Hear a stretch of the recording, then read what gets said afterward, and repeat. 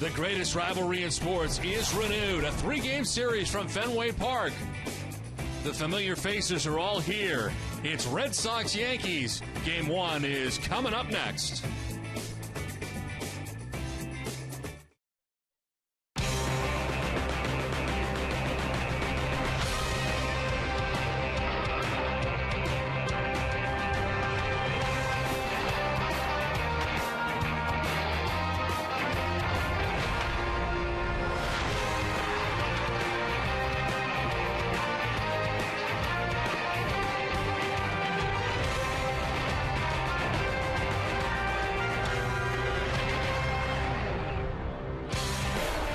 Red Sox Yankees, but taking center stage tonight from Fenway is the WEEI Ness and Jimmy Fund Radio Telethon as we try to help out Red Sox Nation once again, hoping to step up and cure cancer. It's the Jimmy Fund Radio Telethon, and it's game 1 of a three-game series between the Yankees and the Red Sox. Hi again, everybody. I'm Don Orsillo, as always, joined by Jerry Remy. Welcome to Red Sox baseball and this special event tonight. And, Jerry, a big night against the Yankees. Things have gone well against the Yankees so far this season for the Red Sox. Well, the Red Sox have dominated New York so far this season, which is very unusual. Most of the time during the course of the season, they play about 500 baseball against each other, but not the case this year. The Red Sox have won 10 games and only lost 2 to New York. They've scored 75 runs to the Yankees, 46. Red Sox pitchers have held the Yankees to a .225 batting average against, and that's pretty darn good, especially considering this Yankee lineup. You see the on-base percentage, .375 for Boston, .320 for New York. So the Red Sox hope to continue that magic in this three-game series beginning tonight here at Fenway Park. It's a big series. It's a series for first place. We're getting toward the end of the month of August into September. They're all big right now. Well, a guy who's been big for the Red Sox against the Yankees has been John Lackey. Numbers very good. He's 3-0 against him in his last 3 starts. Looking for win number 13 of the year. We're back with more from Fenway right after this.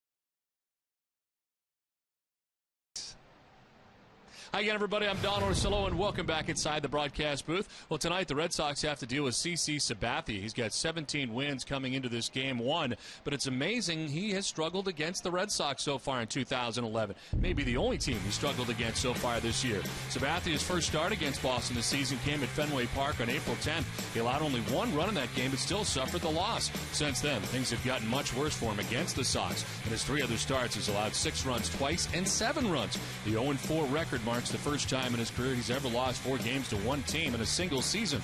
Against the Red Sox, his ERA is over 4 runs higher than it is against the rest of Major League Baseball, and his opponent is 90 points higher. Well, with more on CC Sabathia, here's Terry Francona's thoughts from earlier today. Certainly respect how good CC is and what he can do. We've done pretty well against him. When he's made mistakes, we've made him pay for it. We've made him work really hard. Saying that, I don't think everybody woke up this morning and was like, yeah, we get to face CC. You know, he's one of the best in the game. And we still respect that. But we've done a pretty good job up to this point against him. We'll see you again tonight. The Manager is brought to you by Bigelow Tea, Terry Francona's green tea of choice. Well, tonight is Jimmy Fund Telethon night number 1 from Fenway Park. We're back after this with the first pitch.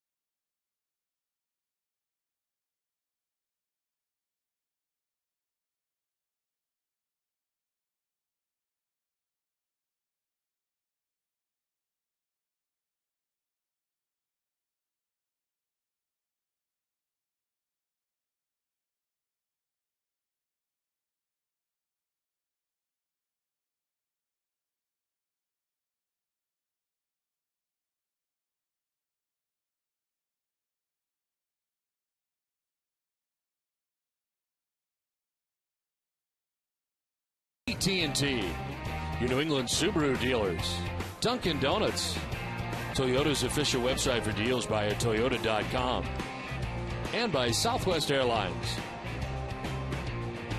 Hey, good evening once again, everybody. Welcome back to Fenway Park. It is a beautiful night here at Fenway. Lights are on as the Red Sox welcome the Yankees back to town. The Yankees have been very busy while the Red Sox were off the last 2 days, playing 3 games against the Orioles in 2 days. And the Yankees are a game and a half back of the Red Sox to start tonight's action. The Red Sox at 82-51 and New York at 80-52 coming in. So a big series here in August for Joe Girardi's team, who comes in without Alex Rodriguez. He's got a thumb problem and may miss the entire series. They just got him back recently and he's gone again.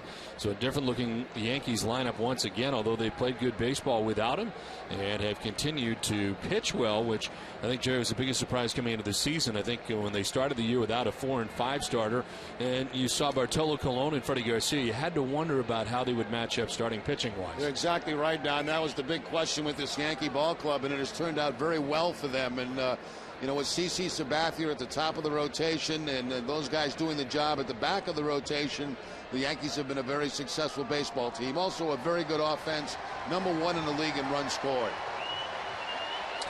Now the Red Sox take the field here tonight, and of course this is the WEEI Ness and Jimmy Fund Radio Telethon night, and some Jimmy Fund patients have been kind enough to help us out with the lineup tonight.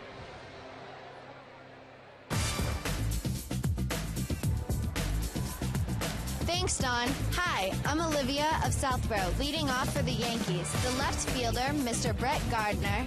At shortstop, Mr. Derek Jeter. In center field, Mr. Curtis Granderson. At first base, Mr. Mark Teixeira. The second baseman, Mr. Robinson Cano. In right field, Mr. Nick Swisher. At third base, Mr. Eric Chavez. The DH, Mr. Jorge Posada. And batting ninth, the catcher, Mr. Francisco Cervelli. Great job, Olivia. We will get to know Olivia in the top half of the second inning of this game. She's going to join us in the booth. John Lackey is on the mound tonight for the Red Sox. Starting pitcher is brought to you by McDonald's. His 23rd start of the year. He is 12-9. His last 8 starts, he's 7-1 with a 5.98 earned run average. 91 strikeouts to 40 walks. Opponents hitting at 300 against Lackey as he gets the start tonight after a win in his last start Tuesday against the Texas Rangers, going 6 2/3, giving up 4 runs. He struck out 5 and walked 3, but took the victory that night in Arlington. The Red Sox defense is brought to you by Jordan's Furniture. They are third in the league with 65 errors on the season. Jed Lowry would be at third base. Marco Scutero, the shortstop. Dustin Pedroia at second, and Adrian Gonzalez, the first baseman. Left to right, Kyle Crawford, Jacoby Ellsbury, and Dono McDonald. And Jared Saltalamacchia are doing the catching for John Lackey. Umpiring crew tonight, the crew chief Ed Rapuano has the play calling the balls and strikes with Brian O'Nor at first base. Alfonso Marquez at second base, and Mark Wegner is the umpire at third. Where available, this telecast can be heard in Spanish by selecting the SAP button on your television remote. Enjoy the game. Buenas noches, amigos. 72 degrees to start the game tonight, and wind right to left across the outfield at 8 miles per hour. Partly cloudy expected, but right now blue skies above Fenway Park, and very comfortable conditions tonight. Couldn't get any better. Red Sox and Yankees ready to go in game 1 of this 3-game series. Brett Gardner leading it off for New York and getting the start in left field for the Yankees.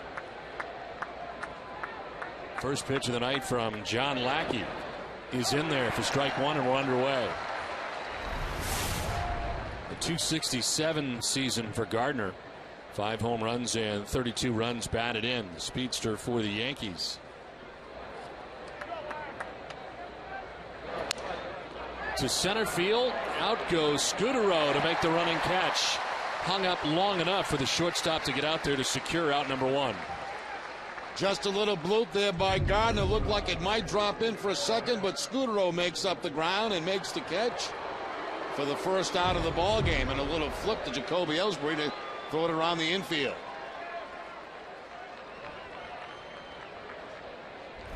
Well, 1 down here in the first inning. Derek Jeter coming up. Hitting at .296, 4 home runs, 48 runs batted in.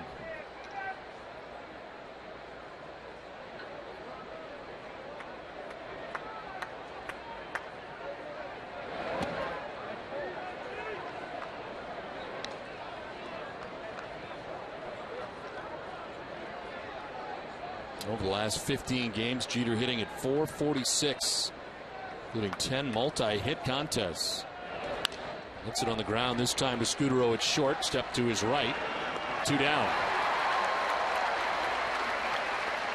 The Lackey's first 2 outs coming on a fastball to Brett Gardner, a cut fastball to Derek Jeter to get the ground ball to shortstop and Marco Scutero.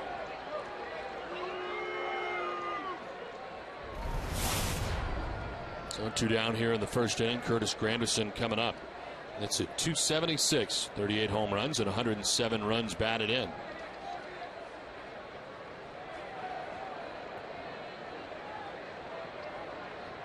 Leads the majors, having scored 122 runs on the year.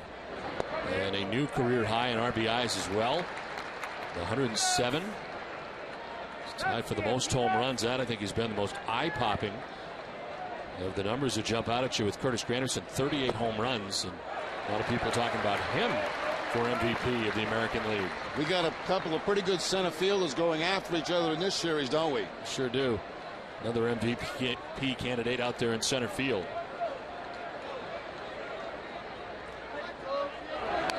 Inside, it sounded like it hit the knob of the bat. Granderson is not going to be given first base by Ed Rapuano.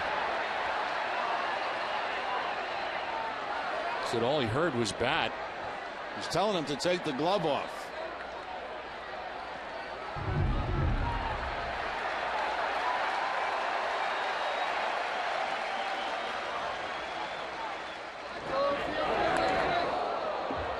That's hard to tell because sometimes it gets to part of the bat and part of the hand.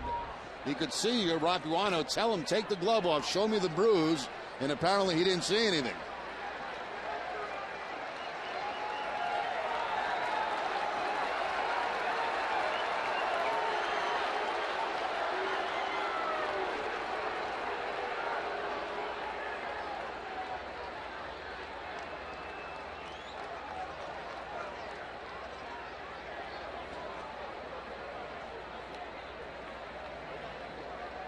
So the conversation continuing with Granderson and home plate umpire Ed Rapuano.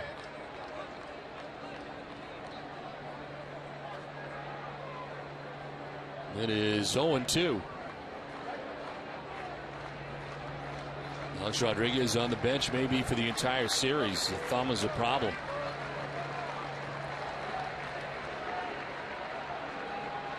Oh, 2 pitch to Granderson. Swing and a miss. Very nice start for John Lackey tonight. The Yankees down in order. Red Sox are coming up in game 1.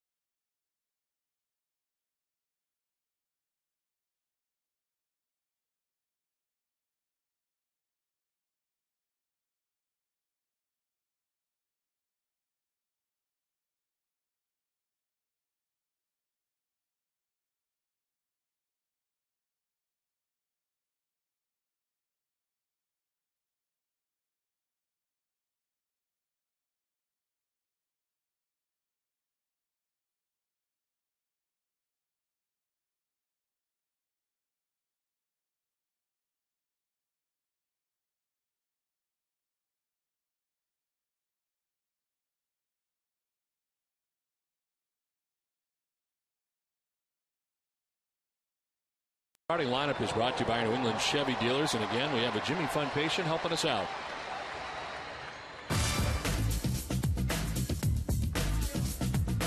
Thanks, Don. Hi, I'm Sean Bennett of Brighton, Massachusetts, leading off for the Red Sox. The center fielder, Mr. Jacoby Ellsbury. At shortstop, Mr. Marcos Gutero.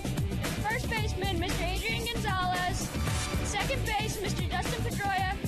Designated hitter, Mr. David Ortiz. Third base, Mr. Jed Lowry. Left field, Mr. Carl Crawford. The catcher, Mr. Jared Salzalakia. And batting ninth, the right fielder, Mr. Darnell McDonald. Great job as on the mound tonight for the Yankees is CC Sabathia, a 17-win season. And we highlighted his troubles against the Red Sox this particular season. Jacoby Ellsbury leading it off there for the Red Sox in the bottom of the first inning. And it is a pitch high for ball 1, 1-1. Here are the numbers for Sabathia. His 29th start of the year, 17-7. ERA just under 3 at 2.99. And opponent's hitting at 246.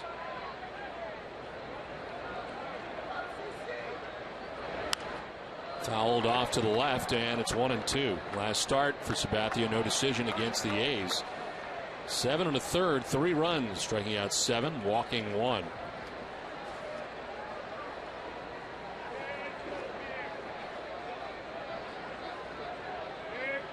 All teams other than the Red Sox, he is 17-3 with a 2.40 earned run average. Take out his 0-4 against Boston, and it's a much different looking line for him. Ellsbury gets hit. So around the hand area perhaps as he heads down to first base.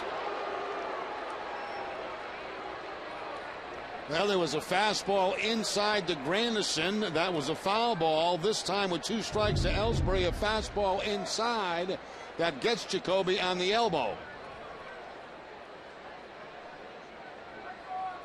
Granderson with 2 strikes, top of the inning, the foul ball.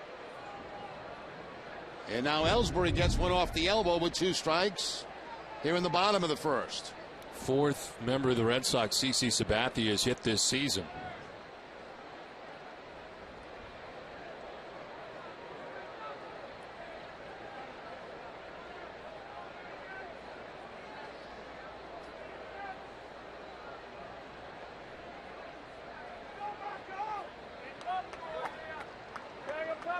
Jacoby's going to hang in there and stay in the game.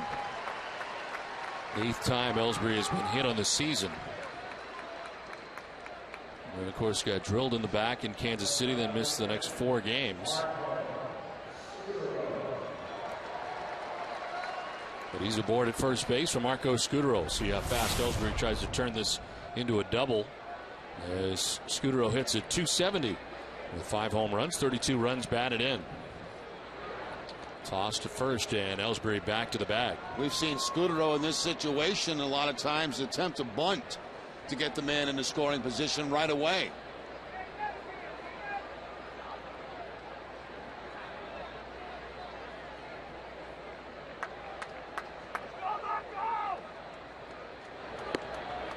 Scutaro takes strike 1.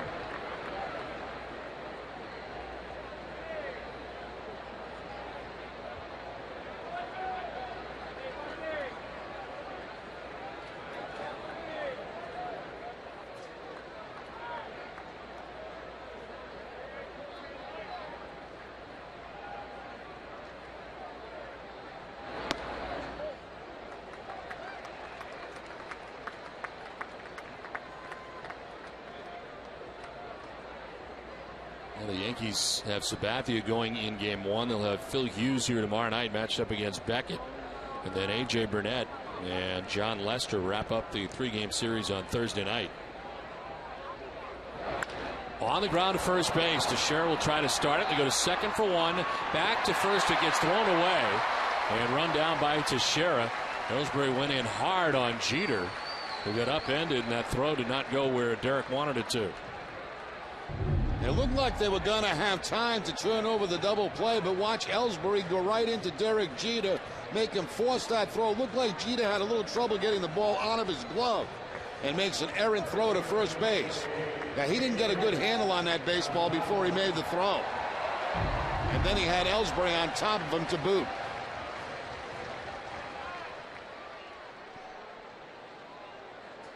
So it did not go in. The dugout kicked off. The facing of the dugout came back.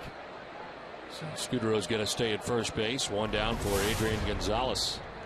345, 23 homers, and 103 runs batted in.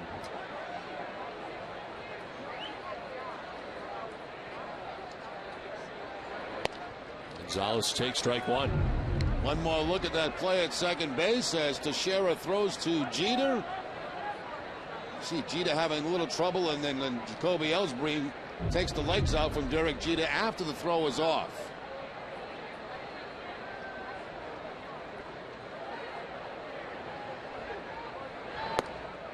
On the corner for strike 2.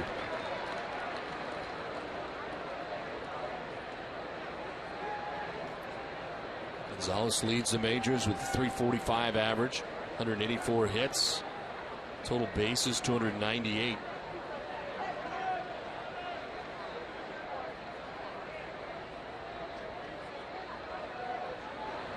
No 2 crowds him, and it is 1-2.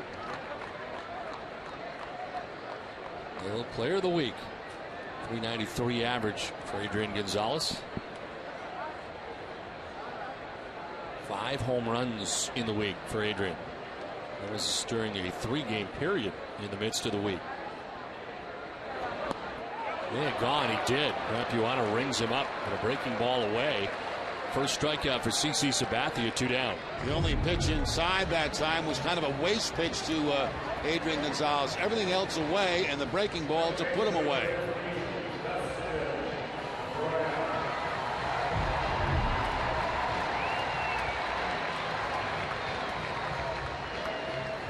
So 2 down. Scudero at first base and Dustin Pedroia the batter. .308 average, 17 homers, 71 runs batted in. Pedroia takes strike 1. 95 on that last fastball from CC Sabathia. Fastball, breaking ball. He'll turn the fastball over now and then, and also the changeup. How about the season series for Dustin Pedroia against New York? .439 against the Yankees. 5 doubles mixed in there as well. As he takes a look at strike 2. Sabathia again going to the outside part of the plate to pick up the strike, right at the bottom of the strike zone.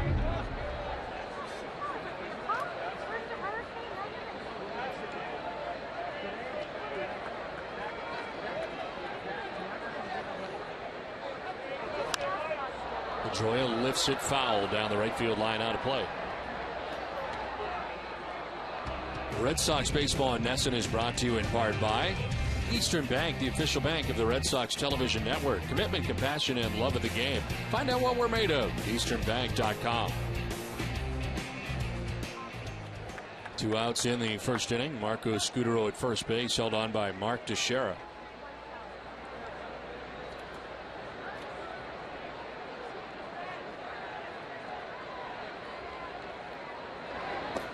Down and in the dirt, 1-2.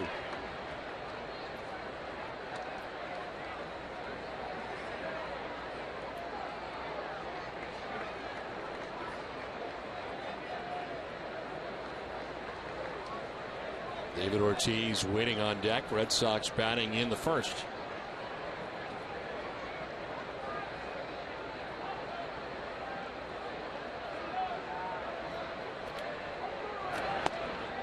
Just off the outside edge.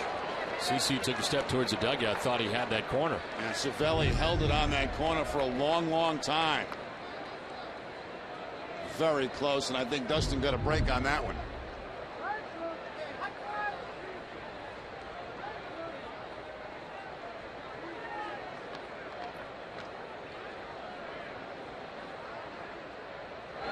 Swing and a miss in the end. Sabathia gets him. We have played 1 from Fenway without a score.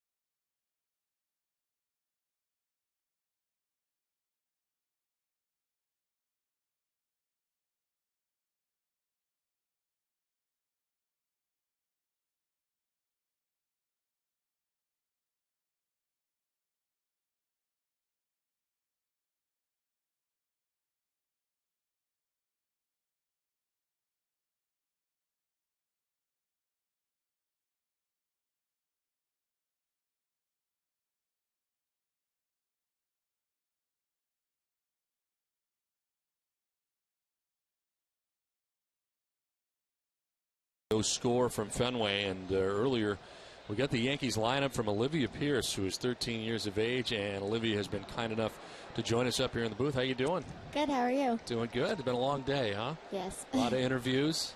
Yeah. It's like you're kind of like a pop star today. Everybody wants to talk to you today. A lot of different interviews on TV and everything else. But we want to hear your story. Want to tell us a little bit about how things happened to you first? What did you first feel? Sure. Well, first I was dancing, and I was horseback riding and doing normal stuff like a normal teenager. And I just noticed a bump on my leg, and I thought it was like, I didn't think anything of it. But then it didn't go away, and we went to the doctors, and they were like, oh, it'll go away, it'll go away. So then my dad was like, you know, we should get it checked out. Like, we should get an x-ray. So then we got an x-ray, and they were like, oh, okay, we should probably, like, get an MRI. So we got an MRI, and they said, yeah, you should go, like, to Dana-Farber. And how long ago was that? Was when you were 12, correct? Yeah. Okay. And since then, how are things going? Good. Great. Well, you look terrific. Thank you. You feel good, too? Yes. That's outstanding. Well, today you had a chance to tell your story to lots of different people, and I guess one of the bigger questions is, you know, what is it like to be at Dana-Farber? Obviously, you don't want to be there. When you are there, it seems like the people are very, very nice. They are. They're very nice, and they always try and make things, like, perfect. So they try really hard. What kind of treatment did you have to go through? Chemo, that's it. That's enough. That's enough. I'd say that is certainly enough. Well, are you able to get back now to some of the things you like to do that you couldn't do before? Well, now I can go back to horseback riding, so. That's great. Yeah. Well, that's terrific. Well, what would you say to some people out there who may be thinking about donating tonight, who could maybe make this go away for a lot of people in years to come? Oh, totally donate, because you know that is going for a fantastic cause, and there's always, like, something you can do, and if you can do it, then you should do it. We thank you very much for being with us, and congratulations.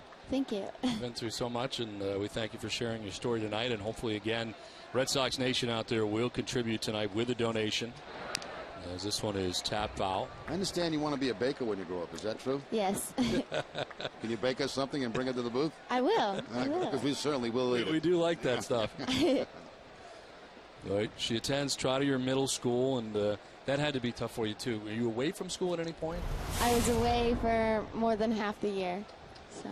How hard was that to catch up? Or are you still catching up? I'm not still catching up, but it wasn't very hard because my friends were very supportive through all of it, and they just welcomed me back. Like, I never left. How about some of the other kids at the Dana-Farber? Did you get to know many of them while you were there? Yes, I did, and it's nice to know that, like, people really understand, like, what you're going through, and you can talk to them about everything, and they're like, oh yeah, I know what you're going through.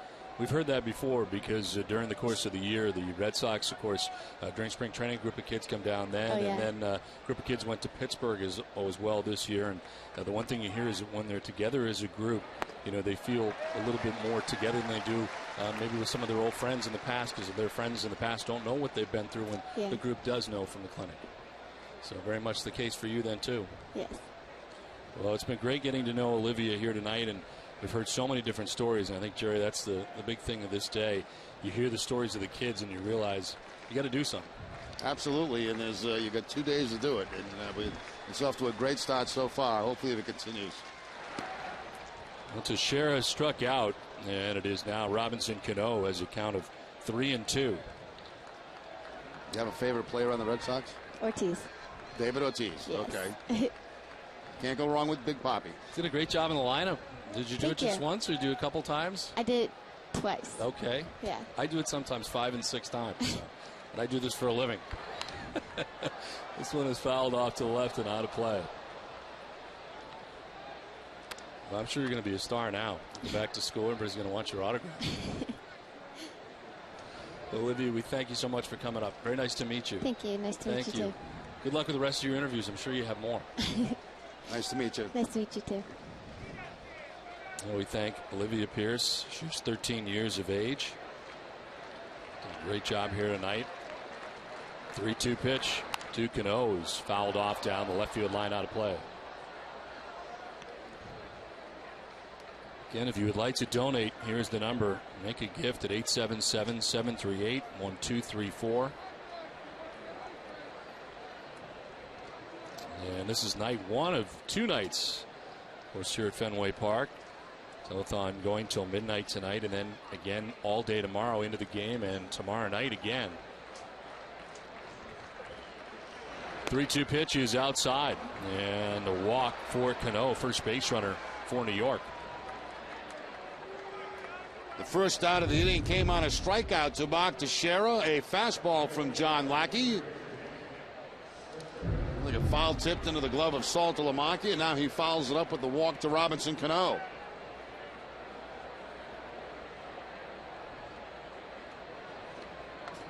So one down here in the second. Cano at first, and Nick Swisher the batter. 267, 21 homers, 77 runs batted in.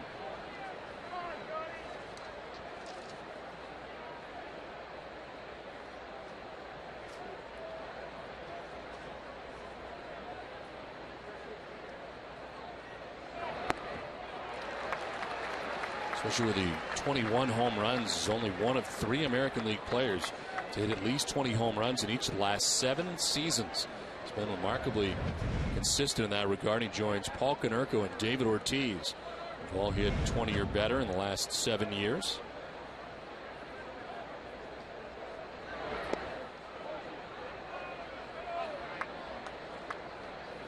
Cano at first base has 8 steals on the season. He's been caught 1 time. Yankees are tied with Kansas City for the most stolen bases in the American League.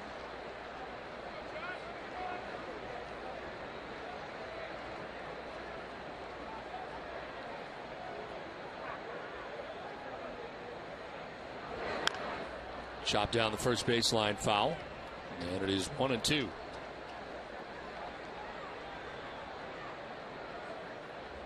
Ace Ticket announces their no special. The Red Sox pitcher throws a no-hitter at Fenway, and you purchase that game's ticket from Ace Ticket, you'll go for free. Visit aceticket.com for more details. One out in the second inning. Robinson Cano at first base. Nick Swisher waiting on a 1-2 pitch. Lined into center field, a base hit. Taking second is Cano on the single for Swisher. Well, Swisher came into the game only a 143 hitter against John Lackey, but that time gets a cut fastball from Lackey. It's down in the zone, and he takes it up the middle on the line, right over the head of John Lackey into center field. So a couple of base runners here for the Yankees in the second inning. 2 on, 1 away, and Eric Chavez ended up getting plenty of time this year for the Yankees. Kind of wondered where he fit in. We saw him in spring training with New York. It's at 264 with a home run, 15 runs batted in. Chops it up the middle as Pedroia can't get it, and it's into center field. Now coming around from second is Cano to score. The Yankees take a 1-0 lead. It looked like it could be a double play if Pedroia could have gotten to this. It looked like he had a time for that too, but then it picked up speed, had some topspin on it, and got by him. Watch Pedroia head toward the bag, almost like he was timing the catch and then get it to his shortstop, but the ball seemed to pick speed up and got by him.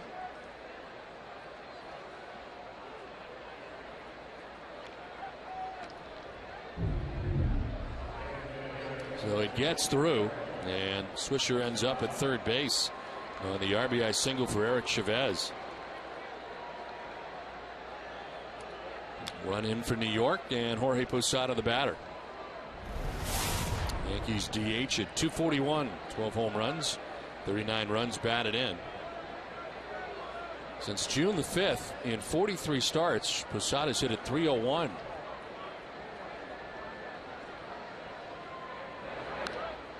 Throws it over foul. 17th of August, he turned 40 years of age. First non-pitcher to appear in a game for the Yankees at the age of 40 or older since Lou Piniella played 29 games for the Yankees in 1984. And probably the oldest Yankee to play at second base. Yes, she did recently and briefly.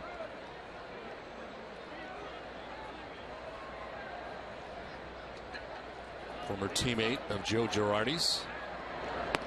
There's the pitch outside, 1-1.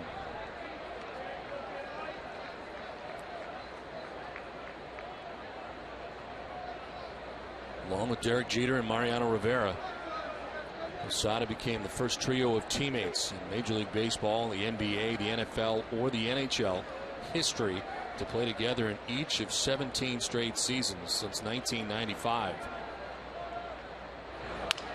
Broken bat, grounder towards short. Scudero to second for one, on to first in time. A double play that ends the inning.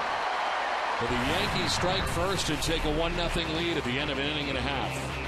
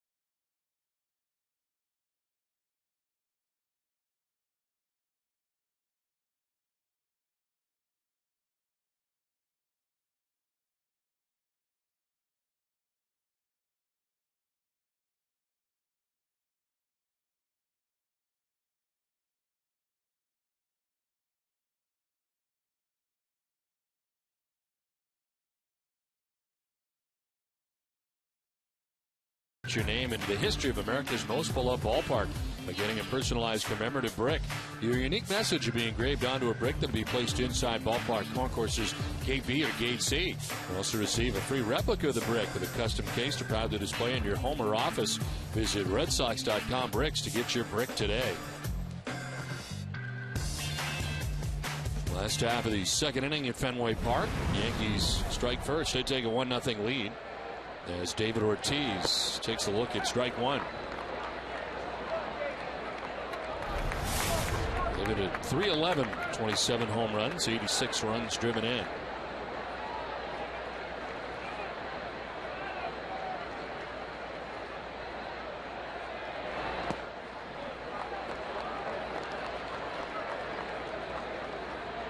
David Ortiz right now on a 12-game hitting streak.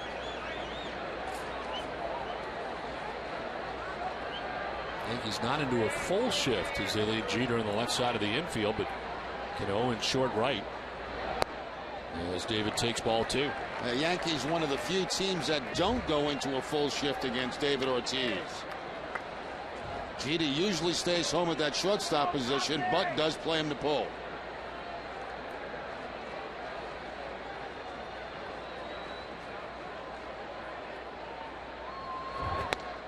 Swing and a miss at 96 and by him, 2-2. Sabathia is showing a live fastball here in the first couple of innings. 95, 96 miles an hour.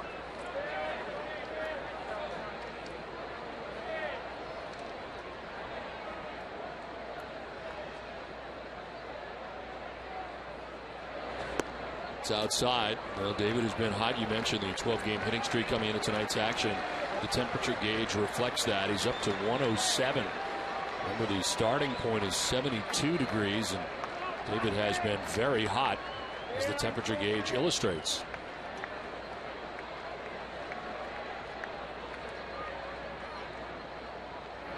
Swing and a miss. Ortiz strikes out. 3 straight strikeouts for CC Sabathia. On 3 different pitches, it was a breaking ball to Gonzalez, a changeup to Pedroia, and now the fastball away to David Ortiz. So that temperature gauge will go down a little bit because of the strikeout. You get points for fastball, for base hits. You get more points for doubles, more points for triples, more points for home runs. And, of course, you deduct points for outs. We thank Baseball Info Solutions and Bill James. He's been ahead of the curve in so many different statistics throughout the years and the way to look at the game. And temperature gauge certainly an interesting thing to think about, and we've been thinking about it now for a couple weeks. 1 out as 1-0 is missing for ball 2, 2-0.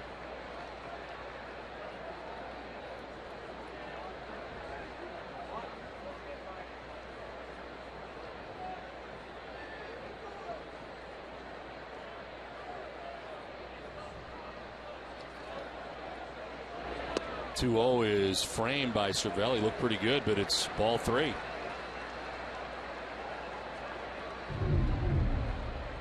Two ball, no strike count. Fastball down.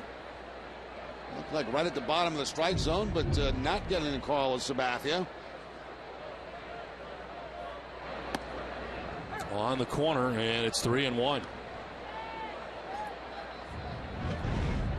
3 straight strikeouts for Sabathia. Got Adrian Gonzalez, Dustin Pedroia, and David Ortiz.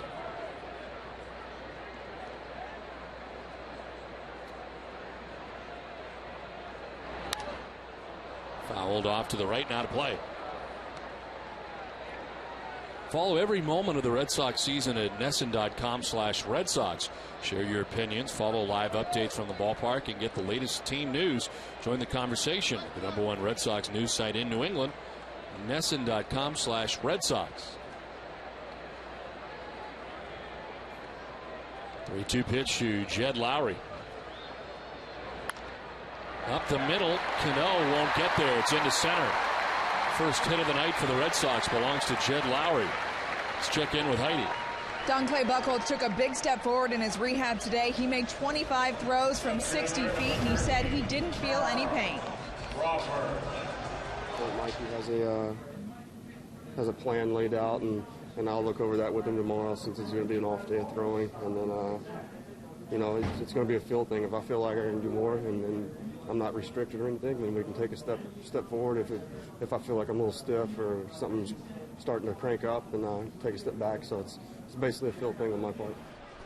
Now, Terry Francona said the team is excited about it, but they're also going to take it very slow and deliberate. Buchholz will throw every other day for right now. Another Red Sox injury news, both Kevin Youkilis and J.D. Drew are rehabbing with Pawtucket and Rochester tonight and tomorrow. Francona said Drew will be activated on Thursday and Youkilis will come off the DL on Friday. Don? All right, thanks very much, Heidi.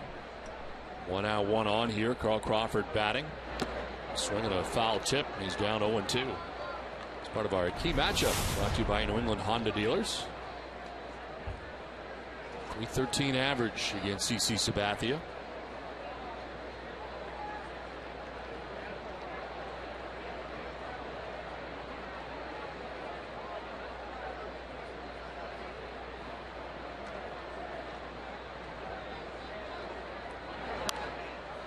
The last time Sabathia pitched here at Fenway Park, it was August the 6th. Now to season high 7 runs, 7 earned runs, taking the loss 10-4.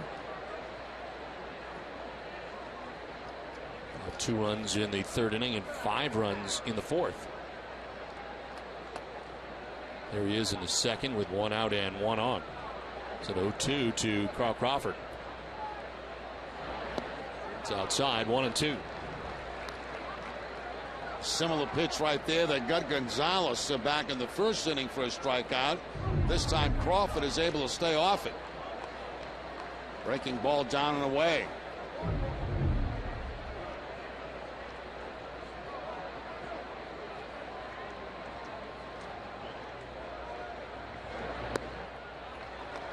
Evens up now at 2-2.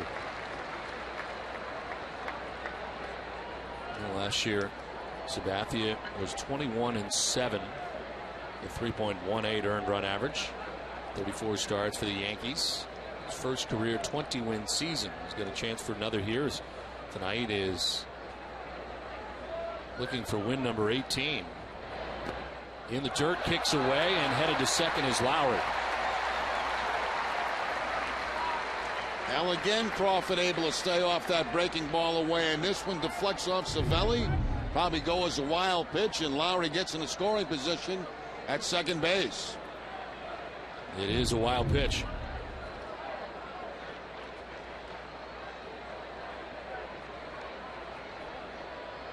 Third straight 3-ball count.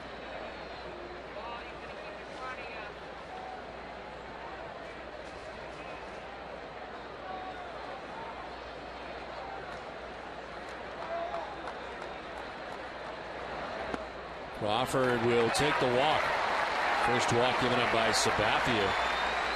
2 on, 1 away. Now he kept trying to go to that breaking ball away to get Kyle Crawford, and Crawford would not bite. Again, that pitch out of the zone, but Crawford does not swing at it.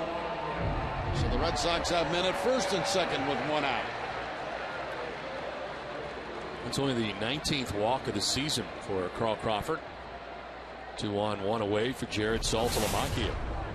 252 with 13 homers, 46 runs batted in.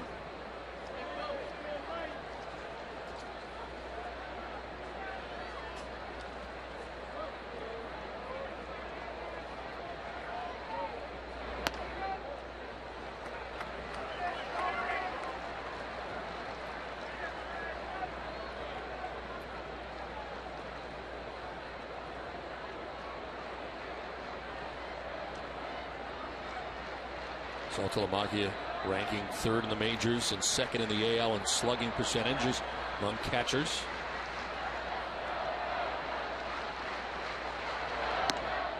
On the outside corner, and it's 1-1. That's a pitch that Sabathia will take all night long.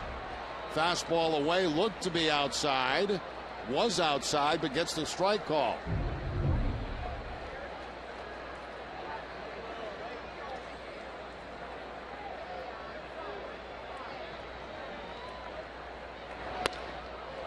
Strike 2 comes inside this time to get the corner.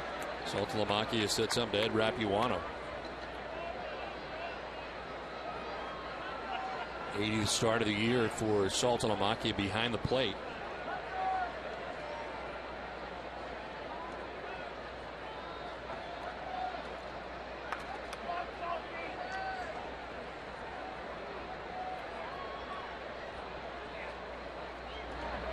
Swing and a miss. Off balance cut that time as Sabathia changes up. It's the 4th strikeout for Sabathia, 2 down. That's the 2nd strikeout he's got on a changeup. Got Dustin Pedroia to end the 1st inning. Gets Saltalamacchia on the changeup for the strikeout there. Red Sox fans, it's time to showcase your passion at Fenway Park this Sunday, September the 4th. Create a sign at home or at the ballpark to put on display during the Red Sox-Rangers game, and you can win an incredible prize package that includes tickets to a game, meeting a Red Sox player in person, and more. Go to NESN.com/signs for details. Some of those prizes: tickets to a future game, private tour of the NESN studios, chance to watch the NESN pregame show live on Yawkey Way. Mentioned the opportunity to meet a player. In there for a strike. And also an opportunity to meet Don. I mean, what more could you ask for out of this sign day coming up? We didn't mention that as part of the incredible package. They didn't mention that in there? No, it's not in there, but they do get to meet us, as we will serve as judges for the contest.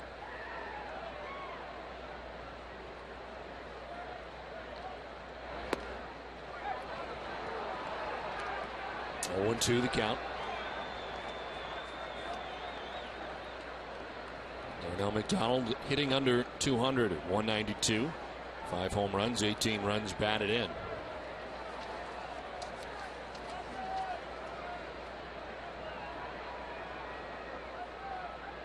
So Darnell is a pitcher Friday night. That's the Oakland A's coming into the game, going an inning. 0-2 is inside.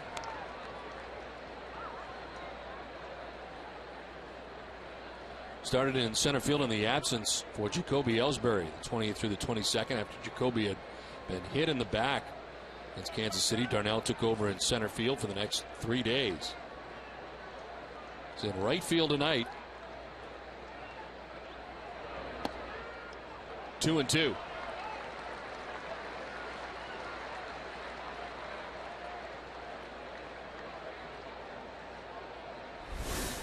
Ellsbury waiting on deck.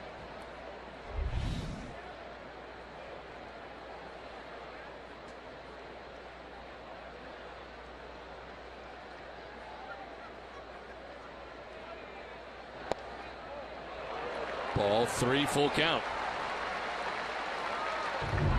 Pitch called low by Rapuano, the home plate umpire.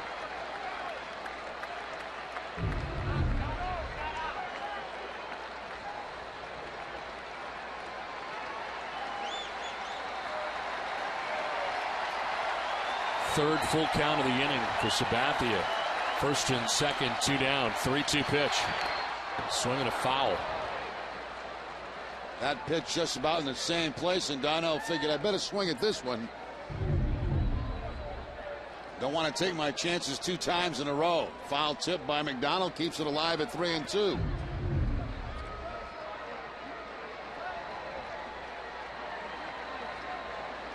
Darnell McDonald getting his first at bat against the Yankees in the season series right here. And it's coming on the 30th pitch of this inning for CC Sabathia.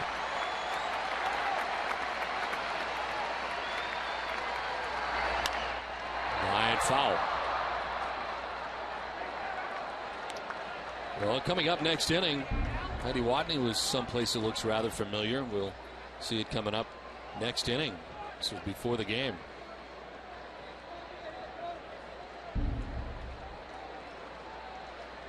Certainly want to stay tuned for that. Lots of nice TVs. All for charity, Don.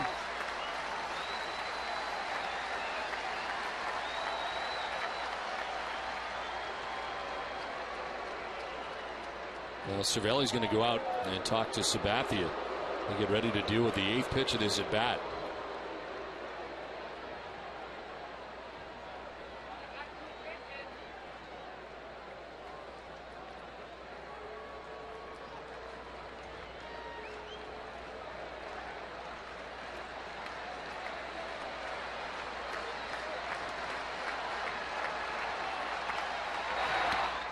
Ball 4 and he loses it.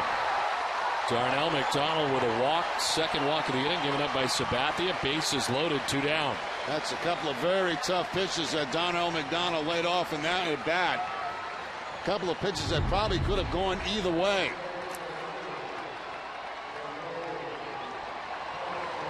Eight pitch total at bat for Darnell McDonald out of that 9 spot. So 2 down, bases loaded, and Jacoby Ellsbury, the top of the Red Sox order, was hit by a pitch in the first inning.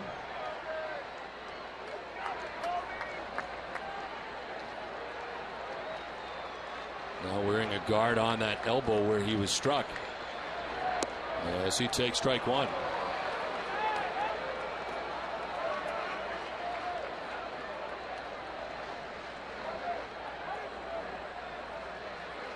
Sabathia struck out Ortiz to begin the inning. A single for Lowry, the walk for Crawford.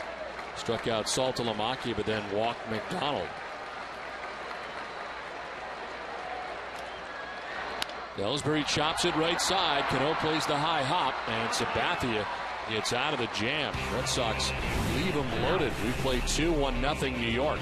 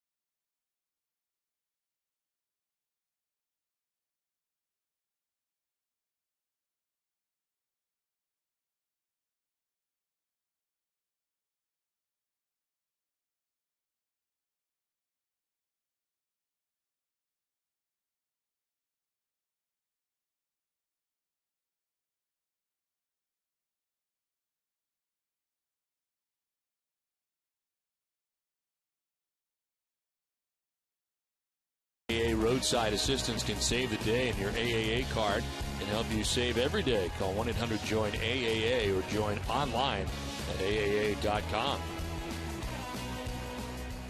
Well, it is the third inning at Fenway Park, 1-0. The Yankees are on top of the Red Sox. Francisco Cervelli getting the start tonight behind the plate for New York. That's out of the number 9 spot. Will be followed by Gardner and Jeter here in the third inning.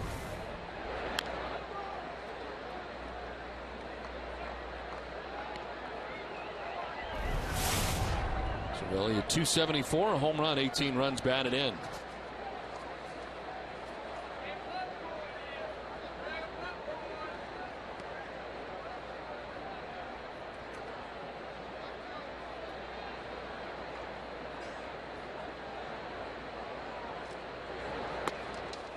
That's a strike, and it's quickly 0-2. Lackey going to the curveball to run the count to 0-2 against Cervelli.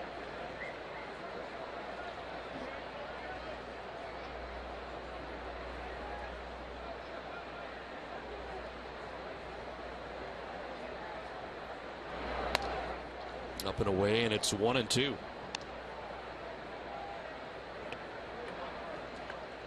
Pretty impressive numbers for Cervelli against the Red Sox this season. In the season series, he is 6 for 10.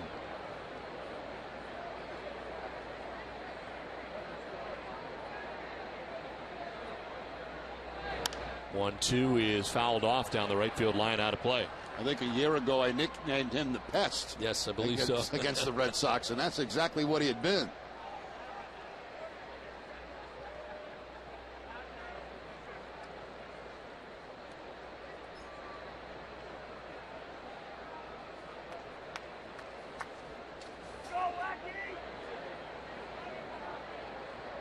Started this year on the DL with a fractured left foot. Missed the first 22 games of the year, and it's not activated until May the 1st. He suffered the injury during spring training, fouling a ball off his foot back on March 2nd. Last year hit 271. Played 93 games for New York.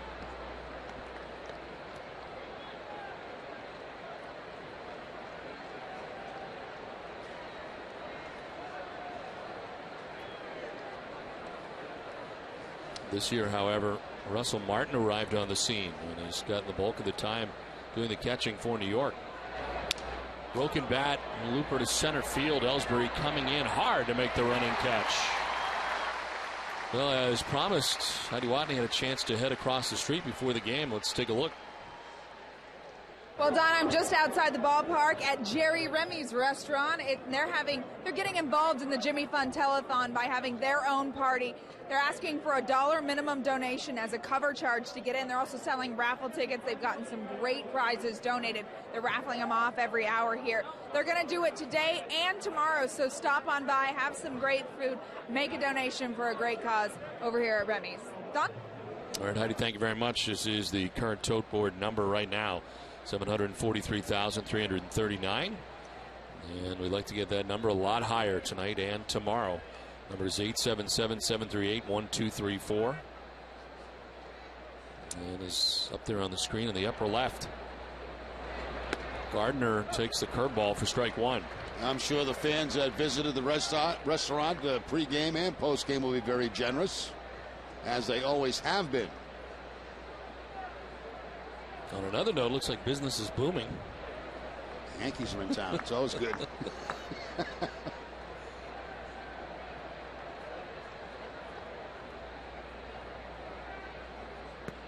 0-1 missing, and it's 1-1.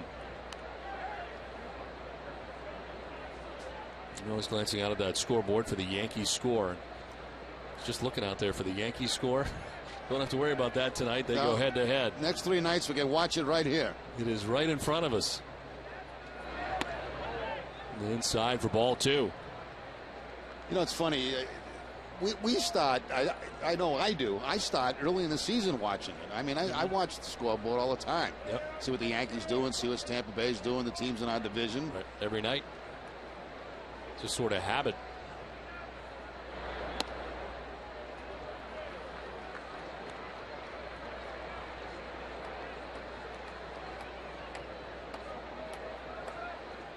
Just a game and a half separate the two teams entering this 3-game series.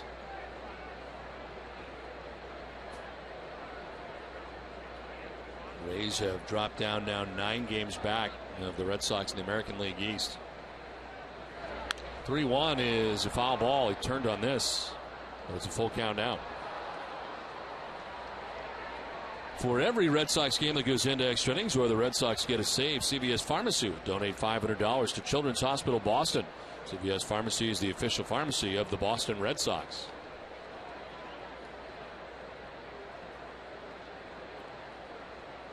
Happy birthday, Connie and Ann.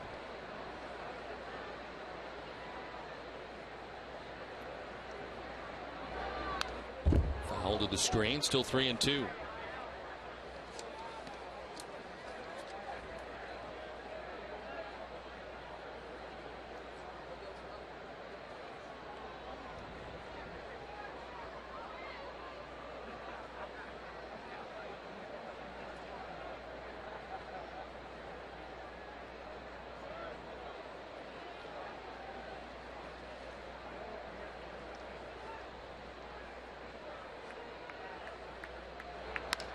Line and caught on the backhand for it. Hit the dirt by Pedroia. 2 down.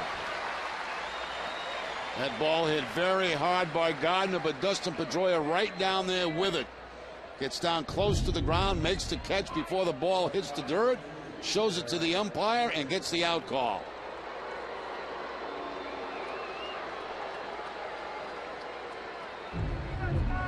Two down in the 3rd inning. Derek Jeter coming up.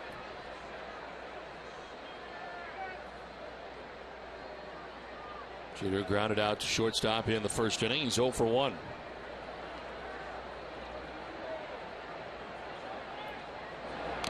Fouls it off Saltalamacchia.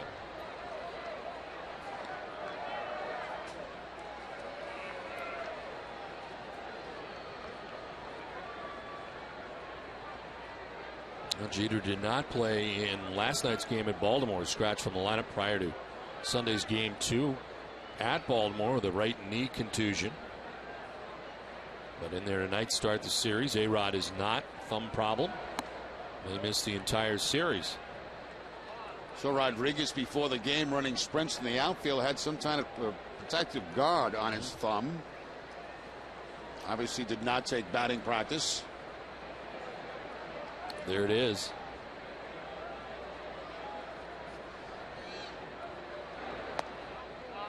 Calling it a jammed left thumb. He's not played the last 2 games for New York. Just got back from the DL and it started slow. He's 3 for his first 17. 4 games since coming off the DL on the 21st. Scratch from the lineup. Underwent x-rays. Results were negative. Down the first base line, but back into the seats. We're talking about A-Rod running sprints out of the outfield, and this is what we saw. Was coming off knee surgery also, and still strengthening that part of his body. A lot of injuries for A-Rod this season. The surgery on the knee, the thumb right now.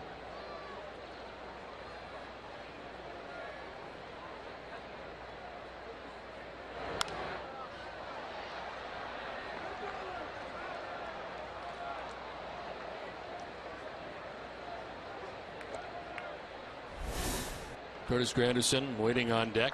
2 down here in the 3rd inning.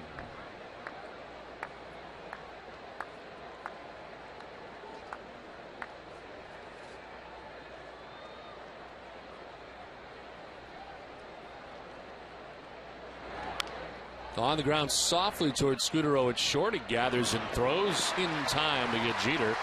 And to end the top half of the 3rd inning. 2.5 done from the Fens. 1-0 New York.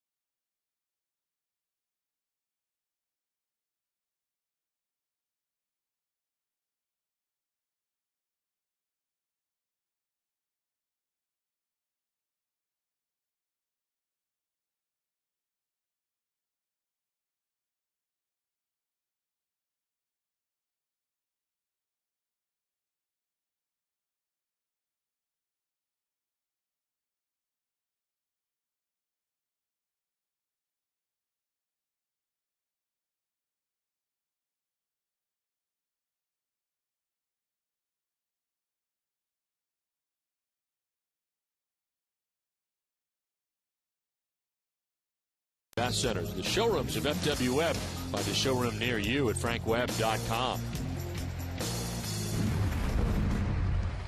Pretty good looking sign there. And the Providence Swimming and Diving. Go Sox, go Friars. Happy 21st birthday wish to the real sweet Caroline.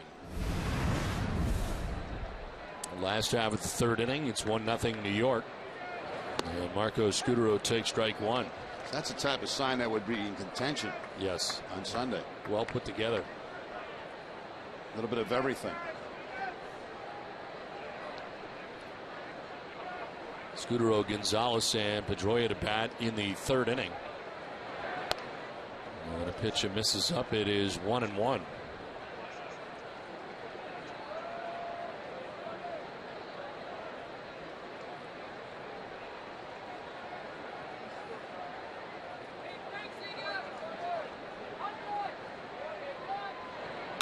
Scudero to right center. That'll get in for a base hit. Swisher over to play it. Scudero thinking two. Here's the throw, and he's going to be out. Tried to stretch it into a double out there, but Nick Swisher guns him down. Oh, what a nice throw out there by Nick Swisher. You know, Scudero had him going away from the play, so it seemed like a logical choice for him to go on to second base. But what a terrific play here and throw by Nick Swisher. One bounce into Derek Jeter, and they tag Scudero at second base.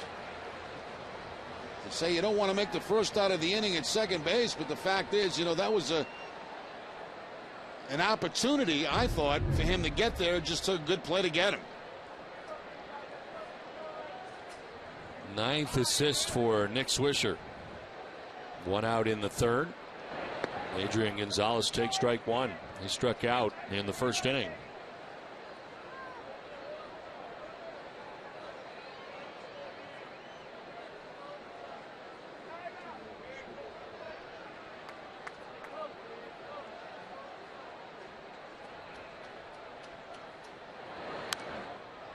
It's 0-2. One more look at that play and that throw from Nick Swisher in the outfield. You can see it looking like it's heading for the gap, and that's why right there Scudero takes off for second base. Now here comes the throw, one bounce. A perfect throw where Jeter just has to catch and apply the tag.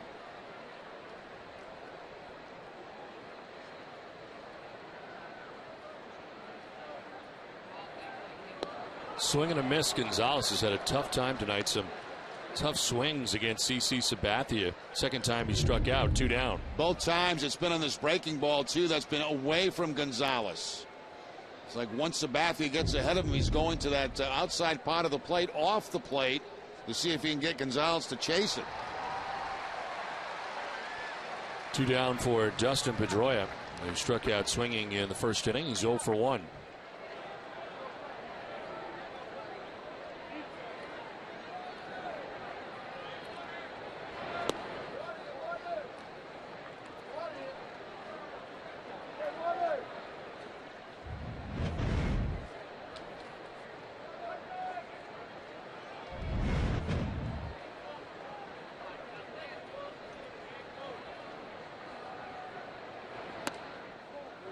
Outside, ball 2.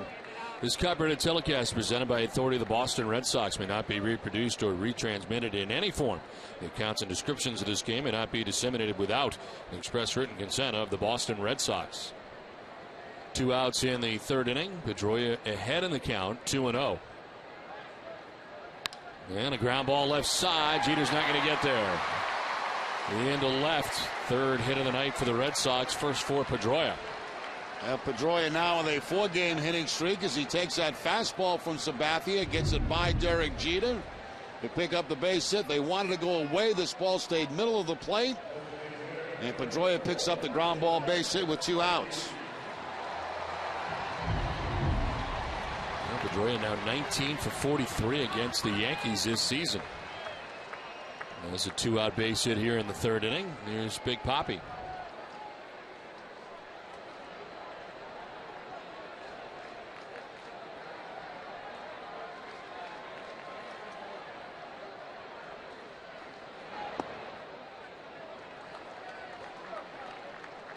Ortiz struck out in the second inning.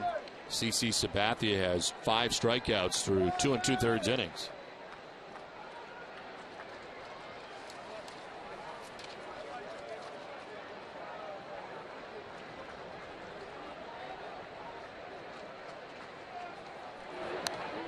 Fouled off, and it's 1-1. David a little upset with himself. He missed a pretty good breaking ball to hit. It was one that was not away, but was on the inside part of the plate, or at least over the plate. And Big Papi fouling it back.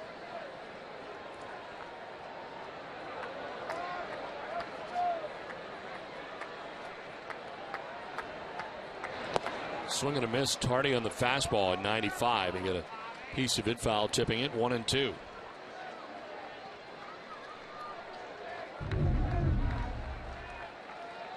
Last time up in the second inning, it was a fastball to David Ortiz away for the strikeout. Let's see what Sabathia does here. 1-2.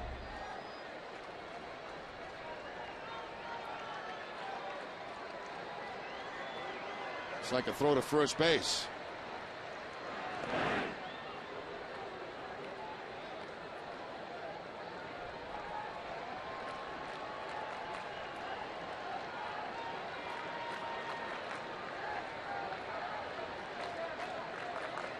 See how Cervelli kind of turns himself toward third base. That's to eliminate the runner at first base picking up a sign. Sometimes you can peek in there and pick up the signs. Swing and a miss. Runs the fastball away from him again and gets Ortiz to strike out again. 6 Ks for Sabathia. 1-0 lead for New York.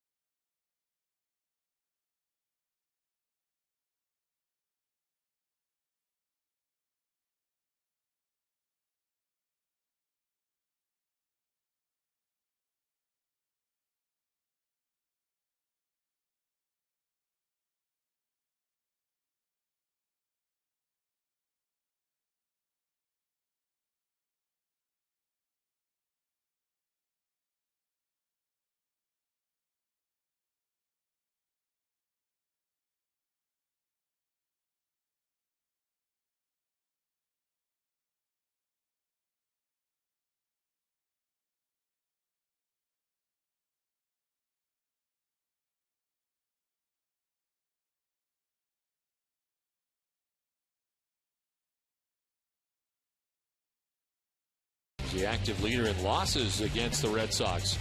The answer for a little bit later. Mentioned earlier, CC Sabathia this season is 0-4 against Boston. And again, tonight is night one of the WEI Ness and Jimmy Fund Radio Telethon. Tonight and tomorrow night, we hope you will make a donation tonight. 877-738-1234. 1-0. The Yankees lead the Red Sox into the 4th inning. And it's Curtis Granderson, Mark Teixeira, Robinson Cano. Face John Lackey, who's about to throw his 50th pitch of the night.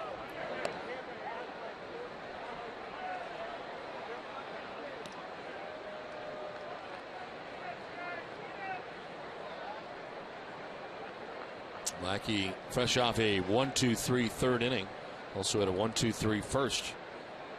Gave up a run in the second inning, an RBI single for Eric Chavez.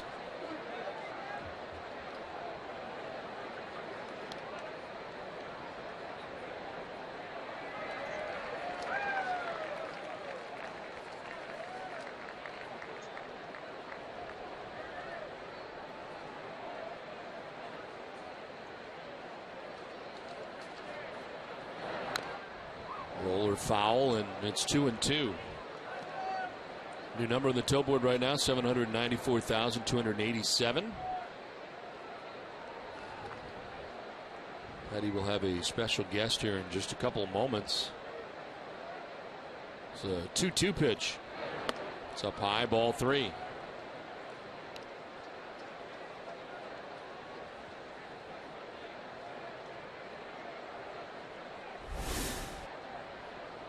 Mark Teixeira waiting on deck. And we'll see Robinson Cano as part of this top half of the 4th inning.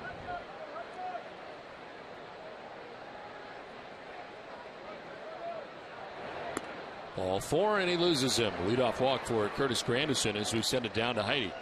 Don, I'm joined by Dr. Brian Crompton. He's a pediatric oncologist at Dana-Farber. And tell me, doctor, what are some of the challenges that you face today?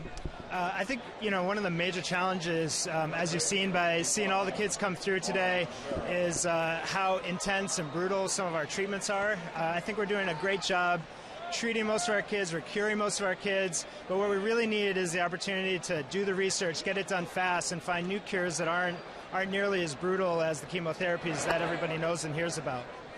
We were just talking a little bit ago. You said you've been there about 4 or 5 years now, and we were talking about some of the treatments and some of the programs. What do you think you guys are doing well? I think I've learned from some of the really great teachers who have changed the field over the last 40 or 50 years, and what they've done well is they've taken the chemotherapies that have been developed and turned them into treatments that cure about 70% of our kids, which is really amazing. And we've been able to change the treatments to the point where the side effects are as minimal as possible with the drugs we currently have. Now, I asked you, this has to be a very difficult job, and you said it's actually very rewarding because we cure a lot of these kids. What do you need to be doing better? Again, I think it's these new treatments that we need to develop, that we need to figure out in the lab, and that's where a day like today comes in, where we can raise money that goes to finding treatments where maybe it's a pill, maybe it's a liquid you take once or twice a day by mouth, and you don't have to come to the Jimmy Fund Clinic. And the kids don't need to lose their hair and get sick and upset stomachs, risk for infections, all that really, really horrible stuff. The difficult things that the kids have to go through on a daily basis. Thank you so much, doctor. And that is why the dollars count. That is why your donations count. So please call the NESN Jimmy Fund Telethon. Don has that number for you, or you can make a donation online also at jimmyfund.org. Don? Okay, Heidi, thanks very much. Number is 877-738-1234. There you heard it. The doctors are certainly getting better, and certainly the technology is getting better, but we need you to help out. And we heard earlier from 13-year-old Olivia. This one is popped up foul, backing out of play. What she had been through and the struggles that she continues to go through. Olivia Pierce from Southborough. And we've heard so many of those stories throughout today, and we'll hear more as the night goes on. See so many other Major League franchises, Major League teams trying to find a partnership that is as good and as strong as the Red Sox and Jimmy Fund, and it's tough to find, as it has been an incredible partnership, and it continues to be so, and that extends into Red Sox Nation. We hope that you will help us tonight. Coverage will be starting again tomorrow morning at 6 a.m.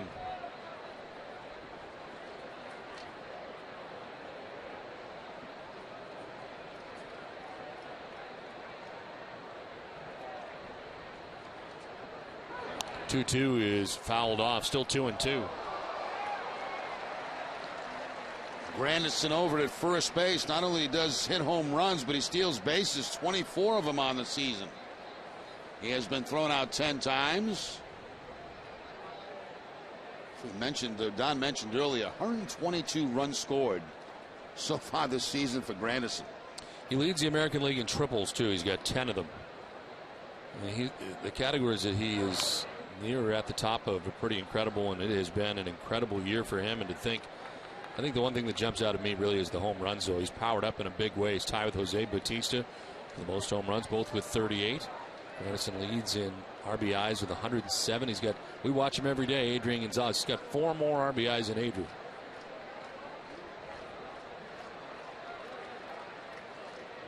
I think Granderson's not in the top 10 in his average. He hits a 276. There he goes at first in a 2-2, and look out. That ball is laced, but fortunately fouled down there by photographer's well and off the railing.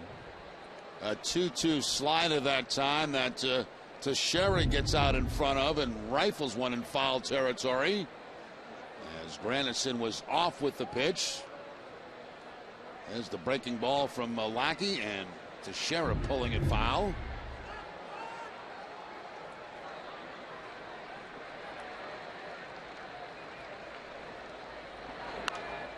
Popped up around the mound area. Lackey getting out of the way, but from short, Scudero will make the catch for the first out of the inning. It's time now for the flamethrower, brought to you by Cholula Hot Sauce. Cholula brings the heat and the flavor, too. In the second game of the doubleheader on Saturday night, Alfredo Aceves not only pitched 3 scoreless innings, but he didn't even give up a hit in the outing. His performance earned him his 9th win of the season. The flamethrower is brought to you by Cholula Hot Sauce. Cholula brings the heat and the flavor, too. It's amazing. Former Yankee Alfredo Aceves, 9 wins. He has been brilliant out of the Red Sox bullpen. His record is now 23-2. It's pretty good. That's not bad. Not bad. Kind of wonder why the Yankees sort of gave up on him in the end. Yankees heading into the season a very good bullpen, but it's hard to imagine that you couldn't use Alfredo Aceves. This one is tap foul.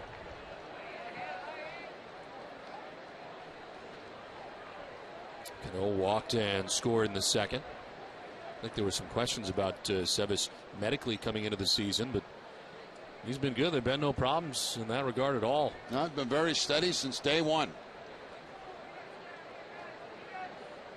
I think he's thinking about starting the band. Instruments are ready to go, and the Red Sox come up. 0-1 is jolted towards deep left center field. Back and off the wall. Granderson is coming around trying to score from first. The throw is going to be not in time. The Yankees take a 2-0 lead. Robinson Cano with an RBI double. New York on top 2-0. Cano gets a cut fastball that stays up in the zone just a bit, as you can see there. It's away from him, and he takes it to the opposite field off the wall. By the time Ellsbury gets it back into Scudero, and the relay is made to home plate, safe at home is Granderson as he scores his 123rd run of the season.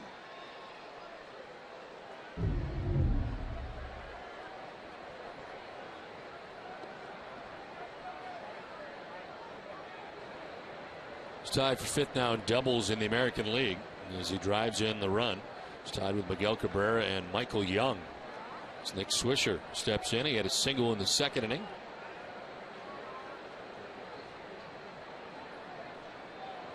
And then a swing and a miss for strike one.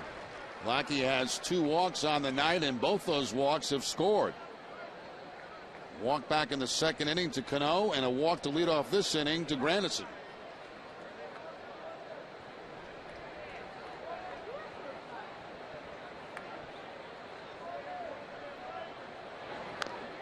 Tap foul, 0-2.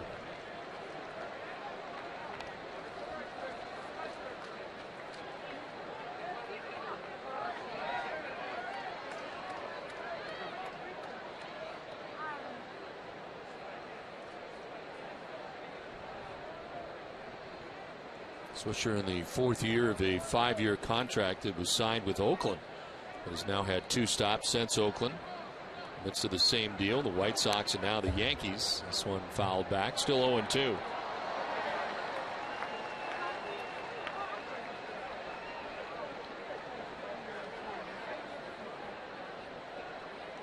Well, you survived the tropical storm, Don? Yes, I did. How about you? You're still without power, yes? Still without power, like many people in the New England area. I don't know. I have no idea how long it's been out. We lost it about 10 o'clock the day of the storm, and has not come back yet. You've been able to shower at all? Actually, yeah, I do have hot water. Okay. I for some reason that's fine, but I miss my coffee in the morning. That's what I really miss. I didn't think of this. A lot of stuff you don't think about until it happens. Exactly. That is inside to Swisher, and it's 1-2. I think a lot of folks in New England are going to be out without power for quite some time. It wasn't a major storm, but it certainly did a lot of damage. Did you have trees knocked over in your area as well? Yes. Yeah. Trees, power lines. 1-2 is tap foul. Still 1-2.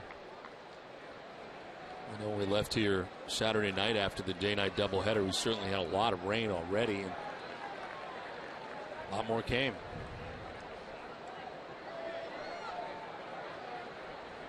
I mean, that was some pretty serious rain during, what was it, 3 total rain delays on Saturday. Yeah, that was a long day. It was indeed. It was a long day. Was.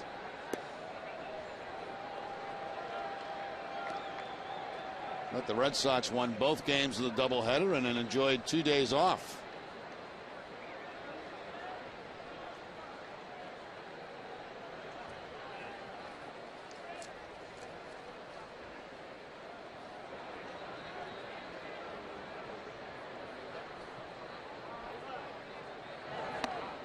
Swisher jumping back out of the way. Fastball at 93. Tonight, following Red Sox coverage, join Randy Scott for Ness and Daily, presented by Sun Life Financial. The latest from Patriots training camp, highlights from today's Deutsche Bank Red Sox Pro-Am. Plus, they'll continue their countdown to the best moments from the Bruins championship season. All this and much more on Ness and Daily tonight, following Red Sox coverage only on Nesson. One out, Cano is at second base, and Nick Swisher with a full count now.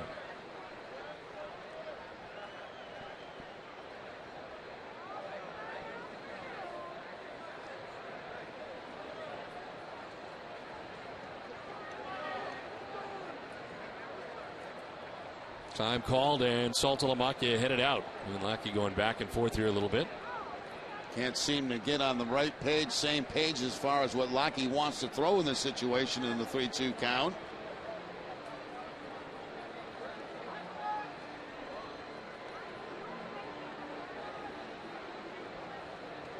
There's a new number, 894,287 right now. And actually, there's going to be more coming up here as they change the tote board. 833-208 as there's ball 4 to Nick Swisher. Third walk given up by Lackey, second of this inning.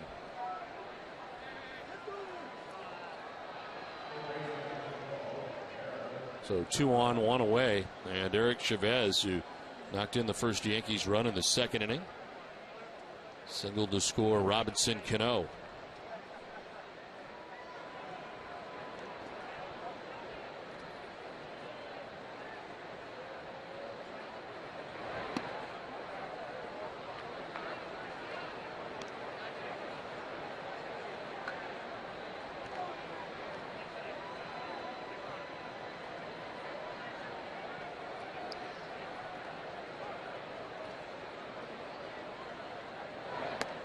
Down and in, 2-0.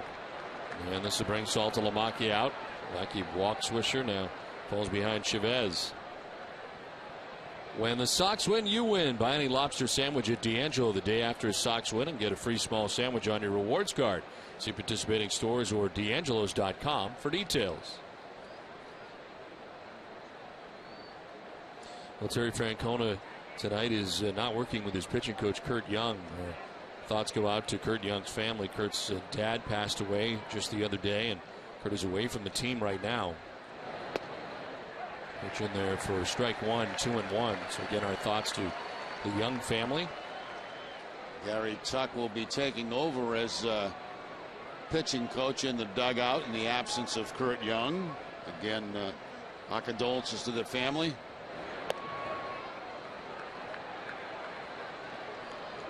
There's Gary Tuck, normally in the bullpen.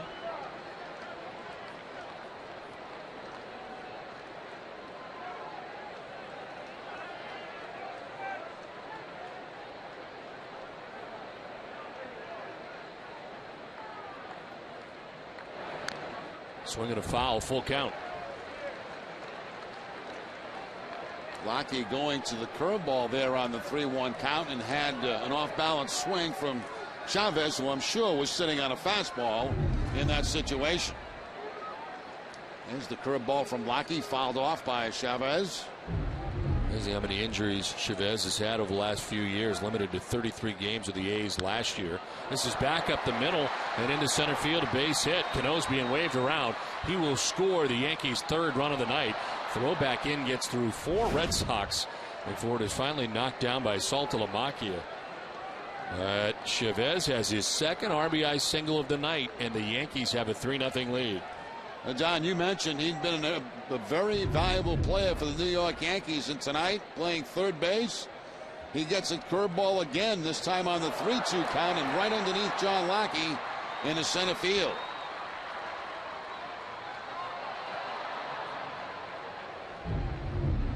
We're just talking about Gary Tuck, and he is going to make a trip to the mound here.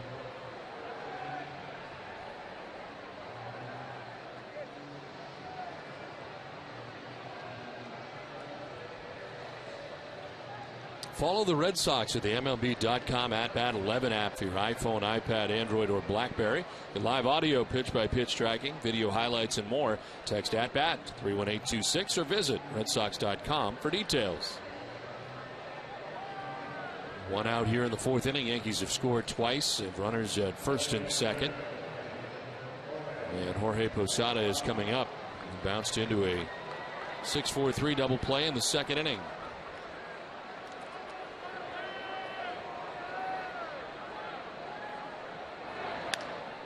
Towards short, Scudero will flip to second for one, on to first. Posada's done it again.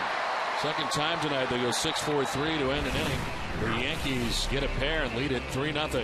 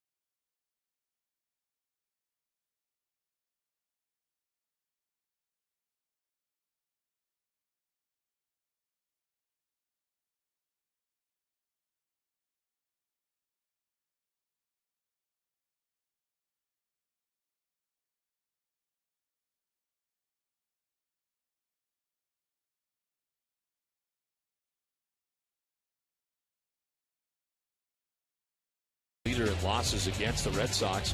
Answer is Roy Halladay. Kind of surprising. Halladay has dropped 15 decisions over his career. He's one of 4 pitchers with 10 or more losses. The others are James Shields, Bartolo Colon, who both have 11, and Rodrigo Lopez, who has 10, the former Oriole. CC Sabathia, who has 4 losses this season against Boston, tied for 5th among active pitchers with Tim Hudson at 9 losses. And Mariano Rivera is tied for 10th on the active list, 7 losses. And so Red Sox, as it is the Yankees on top right now, 3-0 as we start the bottom of the 4th inning. Jed Lowry, Carl Crawford, Jared Saltalamacchia to bat in the inning. 23-minute wait for CC Sabathia. So his team tacks on 2 more runs. Red Sox have had base runners in the first 3 innings. They have left 5 men on.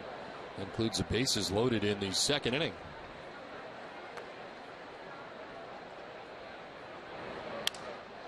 On the ground up the middle, Jeter to his left. One down in the fourth inning. Now, Sabathia right now seems to be right on target in this ball game tonight. That was a changeup that time to Jed Lowry for the ground ball to Derek Jeter. Pick out the first out in the fourth inning. There's the off-speed pitch away from Jed Lowry. Hooks it. But Jeter able to make the play. You saw Savelli tracking down that line, backing up the throw.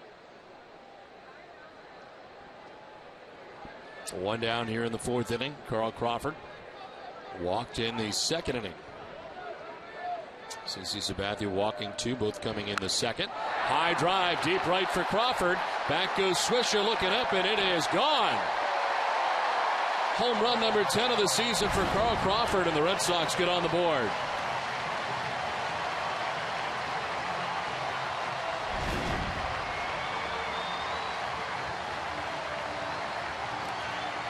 Now, Crawford has had a history that's very good against Sabathia. A .313 career hitter, picks up his first home run against him.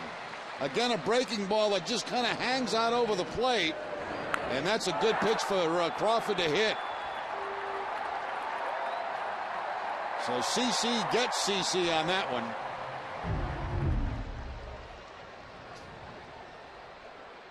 Seven career home runs for Crawford against New York. Gets one here with one out in the fourth inning. Saltalamacchia, a broken bat grounder back up the middle into center field, a base hit.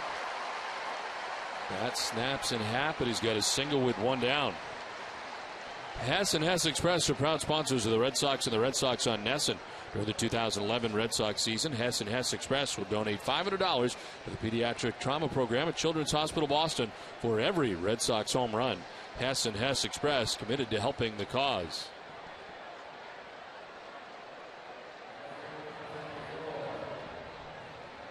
We're talking about that bat shipment for Saltalamacchia the other day. Continues.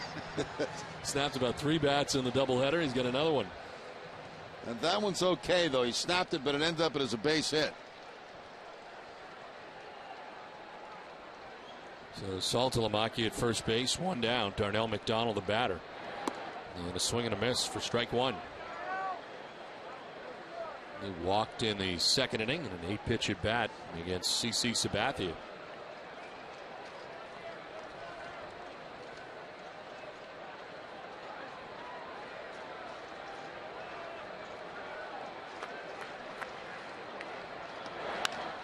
Into right, a base hit. The bottom of the Red Sox order putting together some hits here in the fourth inning. Well, just as I said, Sabathia looks very sharp so far in this game. It's been a home run and 2 base hits. Darnell McDonald going to the opposite field on the line to pick up the base hit. This also on a Sabathia fastball.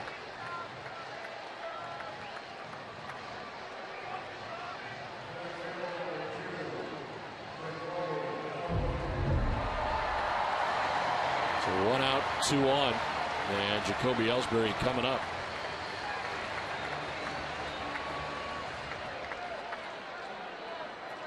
Ellsbury hit by a pitch in the first inning, grounded out in the second.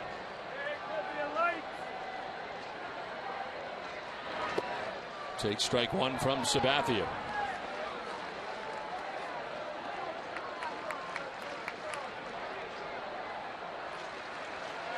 Ellsbury an all-star for the first time in his career this year. Elected via the player ballot. Career highs in home runs, doubles, extra base hits, RBIs.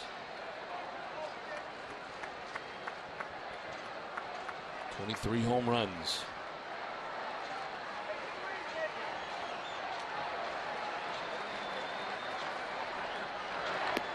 Talk about that home run total.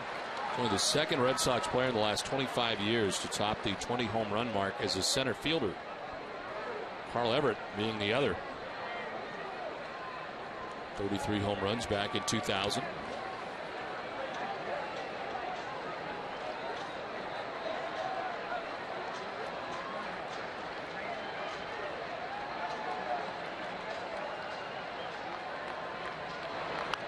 Ellsbury off the end of the bat, foul, 1-2.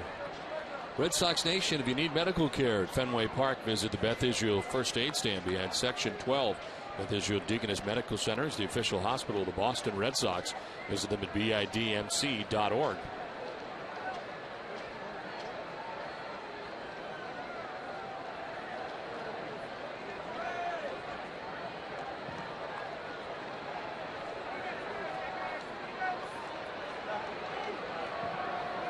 Two on, one away in the fourth inning.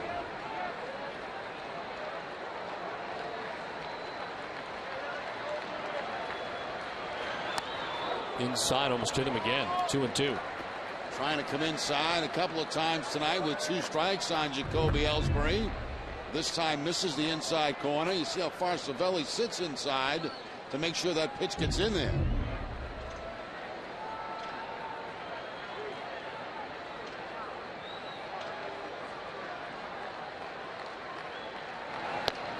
Strike 3 call. Ellsbury knew it. Takes with him the 7th strikeout for Sabathia. 2 down. Now that's pretty nasty right there from Sabathia. He comes inside, misses inside, then goes back to the outside part of the plate. And on the 5th pitch, strikes out Jacoby Ellsbury.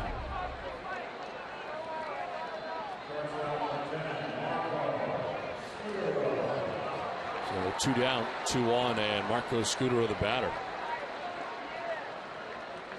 Reached on a fielder's choice in the first inning, single to right in the 3rd inning.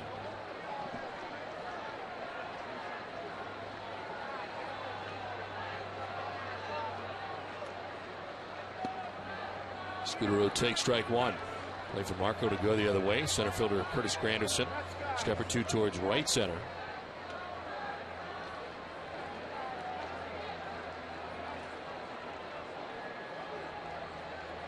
Red Sox leading the American League with a 31-15 record against the American League East.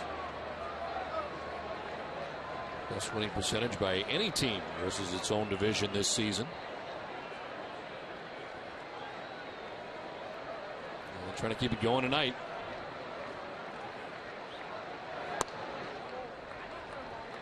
On a strike now to Marco Scudero.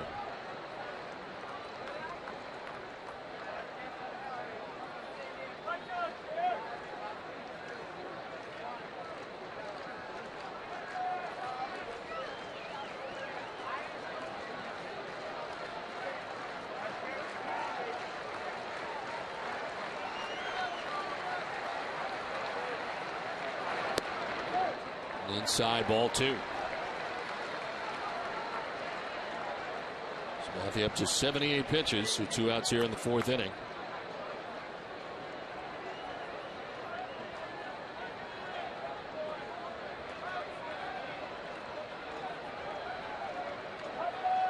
Adrian Gonzalez on decks. Had a tough night at the plate so far. 2 plate appearances, 2 strikeouts against Sabathia. Line into left field. From second base comes Saltalamacchia. He will score. Into second base with an RBI double goes Marco Scudero, and it's a 1-run game.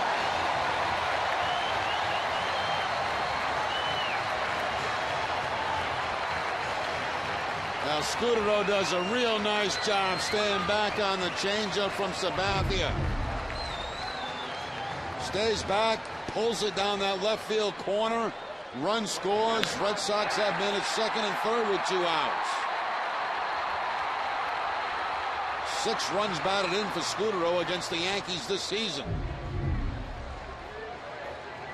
And we got a ball game again. Safe at second, safe and secure. New York life. Well, Marco's hit at .394 against New York this season in the season series. Larry Rothschild, the pitching coach for the Yankees, out to talk to Sabathia, running into trouble here in the 4th inning. Tomorrow, following Red Sox first pitch, join us for Red Sox Game Day Live, presented by Uno's with TC, Eck, and Peter, and Heidi at 6:30. We'll have continued coverage from Day 2, the Jimmy Fund Radio Telethon, plus the Boston Globe's Peter Abraham with the latest news from the Red Sox clubhouse. Live coverage begins tomorrow at 6, only on NESN. Well, great opportunity here for Adrian Gonzalez. Mentioned he's 0 for 2 with 2 Ks. Foul ball back into the grandstand, out of play.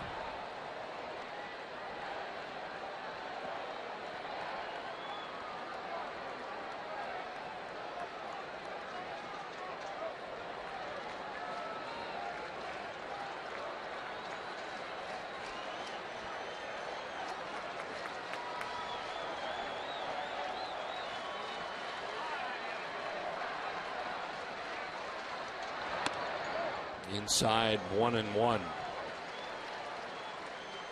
Cano back deep on the grass at second base, and by being in that position, any ground ball there, if he could knock it down, would save a run, would save Scudero at second base.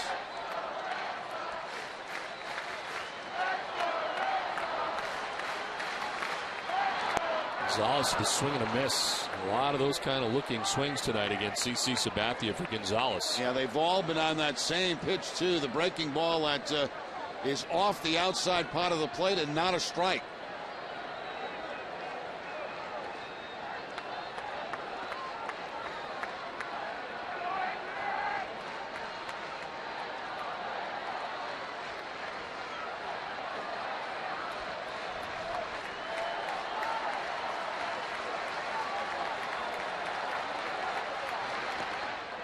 Gets away briefly from Cervelli. Doesn't get him in the ankle or somewhere low, and that hurt. Hobbling around a little bit. 2-2. Take a look at the first two strikeouts for Gonzalez against Sabathia. It's pretty much been the same pitch. The breaking ball down and away. And back in the third inning, the same thing. See if he goes back to that on the 2-2 count here with 2 outs.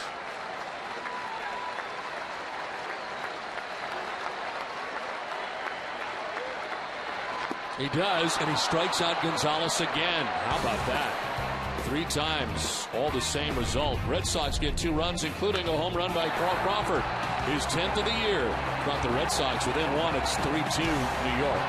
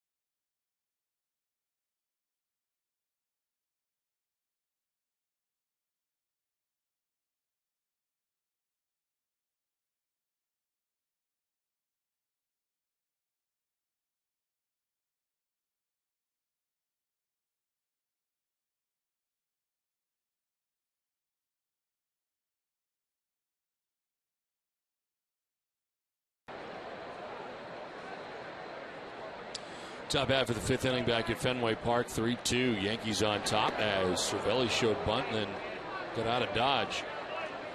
The breaking ball thrown right at Cervelli. Almost picked up the inside corner. Cervelli right on top of the plate. That's about as close as you can get.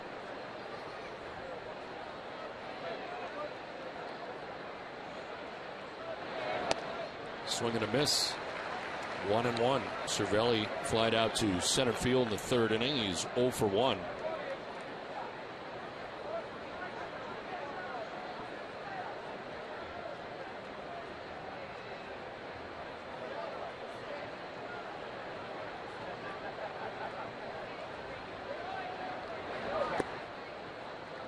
Don't forget to follow Nesson on Twitter to be part of every game's conversation. Coming up in the next half inning, we're going to take a look at what you've had to say about tonight's game so far in the Twitter world.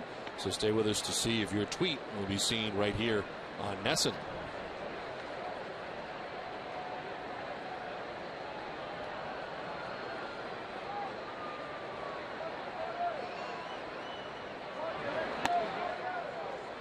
That just missed up top, 3-1.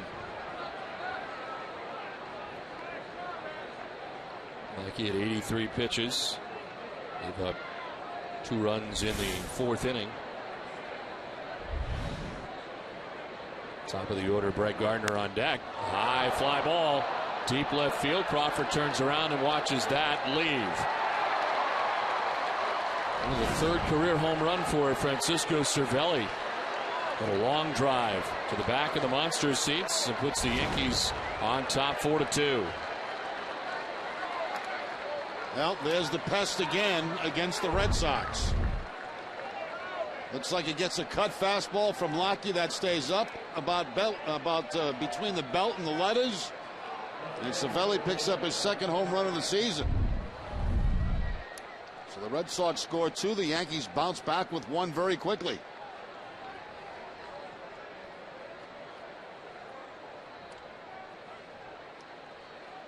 Here is Brett Gardner, who is 0 for 2. And takes strike 1. Gardner popped out in the 1st inning, lined out 2nd in the 3rd.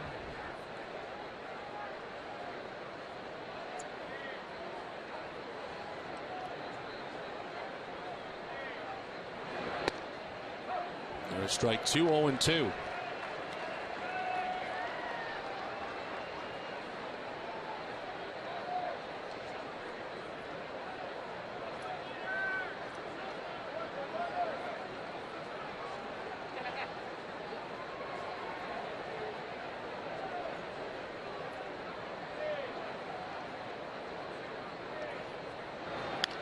Ground ball softly hit to Pedroia at second base. First out of the 5th inning. Eastern Bank is teaming up with Adrian and Betsy Gonzalez to help local families by donating $1,000 for every home run Adrian hits this season to select Habitat for Humanity affiliates in Eastern Massachusetts.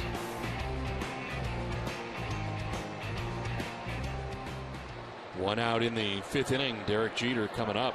He is 0 for 2. He's grounded out to his counterpart at shortstop Marco Scutaro on 2 occasions tonight.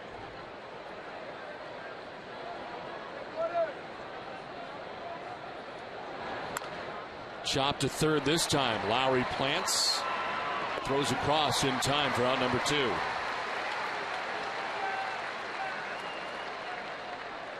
So 0 for 3 is the Yankees captain. 2 down.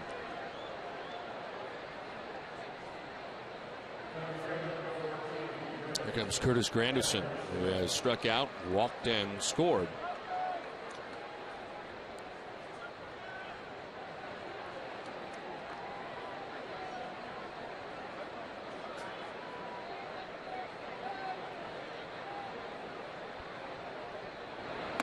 That is amazing, taking into account the fact that the Red Sox are 10-2 against the Yankees in the season series head-to-head. The Yankees are just a game and a half back of the Red Sox heading into this series. There's a ground ball softly hit foul. It is unusual to be 10-2 because, as I said in the open tonight, you know, most of the time these teams find themselves about 500 as the season goes on. They just beat each other up, and they usually end up somewhere within a couple of games spread of each other. The Red Sox have had the upper hand so far this season.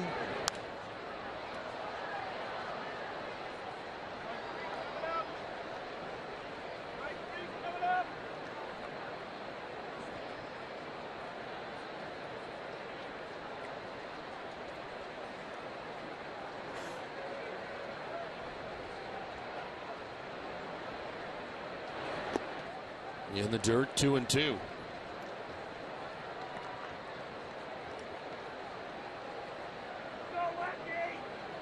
Lackey giving up a run in the 2nd, 2 in the 4th, 1 here in the 5th.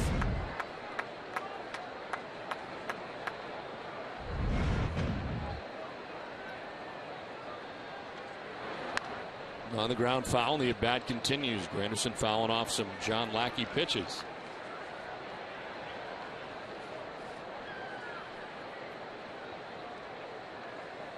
Pitching line brought to you by Ace Ticket.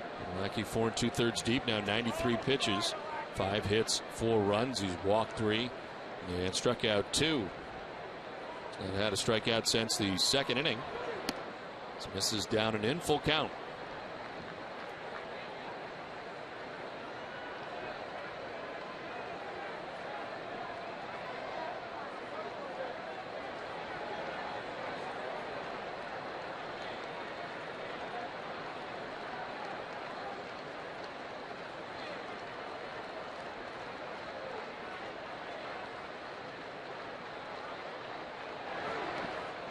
In the dirt, and he loses Granderson. Second time that he has allowed him to walk. It's the 4th walk charged to Lackey. Get one of the best sports sections in the country delivered to your home every day. Sign up now for convenient Boston Globe home delivery at bostonglobe.com/sports. 2 outs here in the 5th inning. Curtis Granderson at first base and Mark Teixeira the batter. Struck out in the 2nd inning, popped out to short in the 4th inning. See if Granderson tries to get in a scoring position with a steal. Won't have a chance. Nope. Teixeira pops out.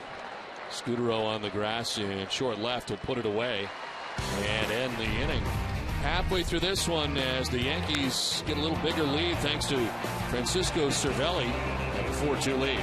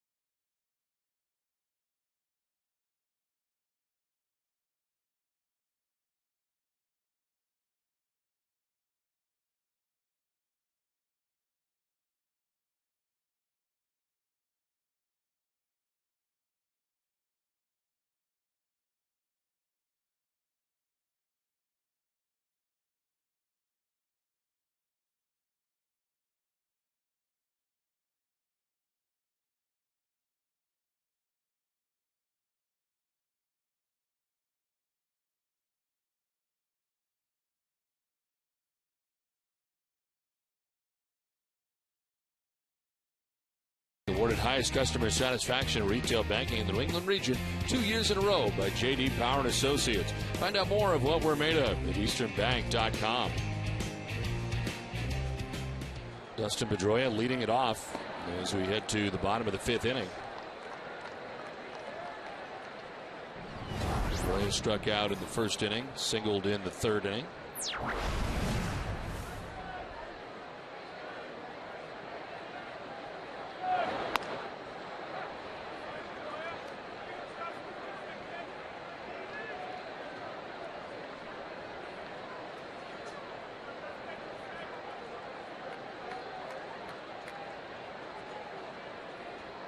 CC Sabathia giving up 2 runs in the 4th inning.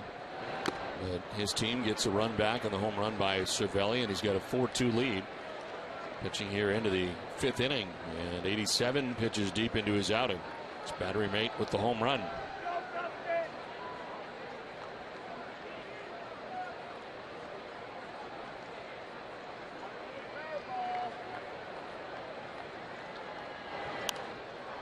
Fouled off above us. Nope. Pedroia came into the game a .219 hitter against CC Sabathia. Does have the base hit tonight, 1 for 2.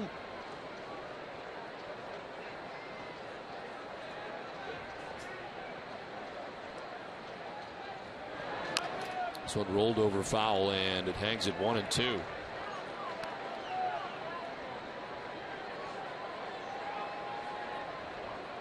Well, checking out some of the tweets we're receiving tonight, and some just getting their cable back tonight. A little bit of power just in time. And certainly Red Sox Nation stepping up here for the Jimmy Fund tonight, and what kids have to go through on a daily basis. As fans take that into account, and again, you can call the number on your screen to help out tonight, 877-738-1234. You can share the game with your fellow Sox fans by following Nesson on Twitter. And getting closer to 1 million tonight, 895,395. This WEI Nesson Jimmy Fund Radio Telethon, night 1. 1-2 is a swing and a miss. Pedroia is down on strikes. And that is the 9th strikeout for CC Sabathia, 1 down in the 5th. Well, in case you missed it, the Yankees get off to a fast start tonight, 2nd inning, as Eric Chavez with an RBI single that scores Robinson Cano. It's the Yankees on top 1-0. And Cano with a double in the 4th inning scores Curtis Granderson from first base. It's 2-0 New York.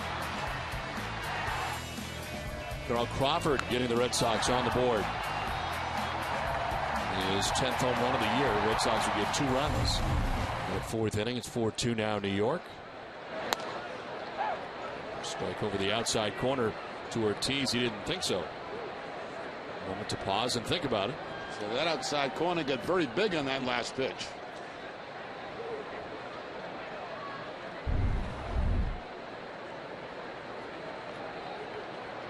See why Ortiz was kind of shaking his head.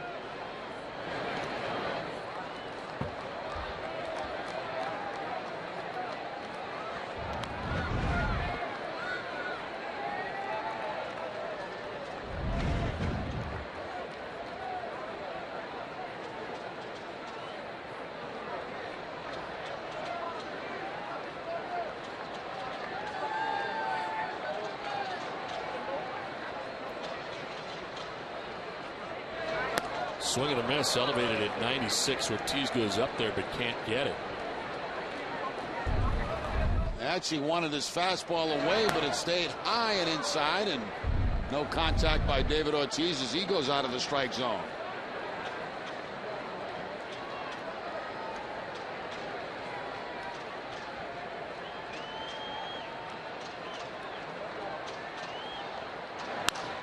In the left, a base hit for Big Papi. A 1-out single after striking out twice. He's aboard with a base hit here in the 5th. Yeah, the same pitch that he struck out on twice, fastballs. This time the fastball on the outside part of the plate. And Ortiz takes to the left field for the base hit. So he extends his hitting streak now to 13 games. 5-10 during the 13-gamer. The updated numbers, 6 home runs along the way. And he's on here with 1 out in the 5th inning. Jed Lowry coming up.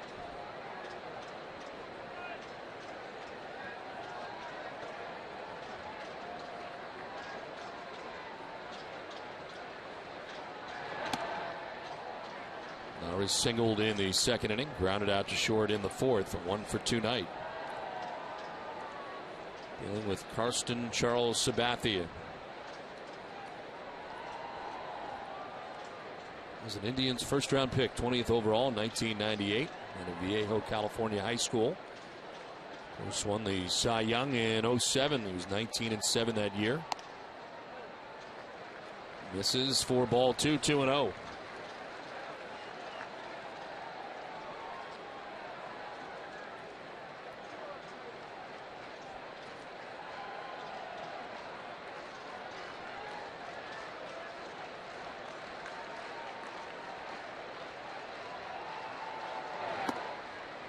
There's a strike, 2-1. Red Sox actually have more hits in the ball game than the Yankees, 8-5, but trailing the ball game 4-2. They've left 7 men on base through the first 4 innings, including leaving them loaded in the second inning.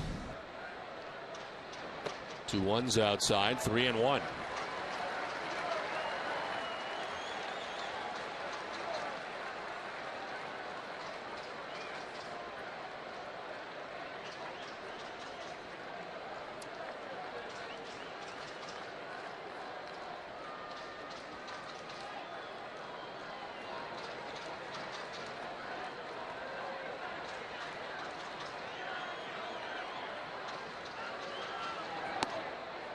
Strike 2. Jed gets the bad news from Ed Rapuano. Has to come back now with a full count. Yeah, Lowry thought this pitch might have been outside. Everything outside to Lowry to this point. Rapuano calling that strike 2 to run the count to full. Pitching line brought to you by Boston area Lexus dealers. CC Sabathia, 4 1/3, 8 hits, 2 runs. He's walked 2, struck out 9.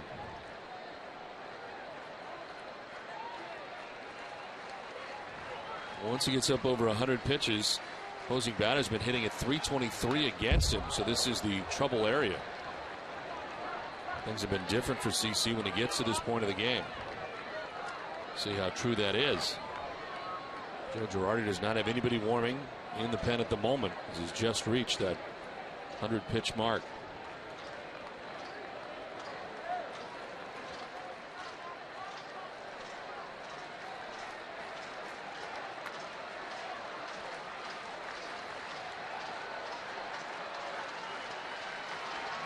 Three-2 is on the ground, and by the dive of Chavez at third base, down the line to the corner. Ortiz is headed for third base, and he'll be stopped there. And the double for Jed Lowry right down the line. Second hit tonight for Jed Lowry. Both base hits coming on fastballs. Everything had been away from Jed Lowry in this at bat until this final pitch. Comes inside, and the top spin ground ball right down the third base line, all the way down to the 310. Look at Tim Bogart. Has to really get almost in fair territory to see down in that corner, and then makes a decision to hold up Big Papi. 13 of them now in the year for Lowry, who is safe at second, safe and secure. New York life.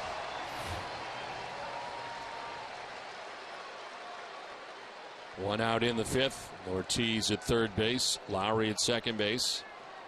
And Carl Crawford, the batter. In tight, ball 1. There is action now. Corey Wade, a right-hander, starts to warm for New York.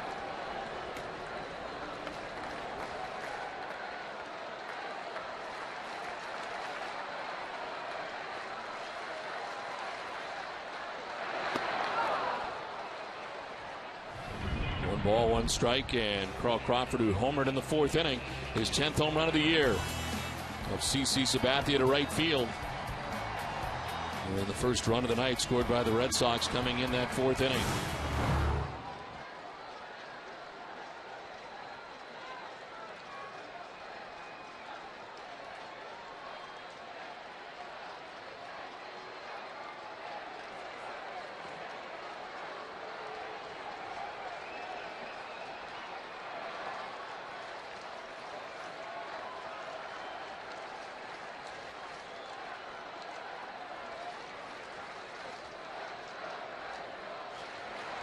Crawford lines to second. Cano picks it in the air. Nice play. That was headed towards the outfield and the dirt. He's able to grab it before it gets to either spot. Now good solid contact with 2 men in scoring position by Crawford. The sinking line drive, but Cano there to make the catch. It immediately pops up to see if he can get a double play anywhere. Nothing was available for him. So Crawford hits the ball hard, but nice play by Cano at second base. 2 down in the 5th. And it brings up Jared Saltalamacchia. He struck out in the 2nd. He singled and scored in the 4th. 1 for 2 in the game.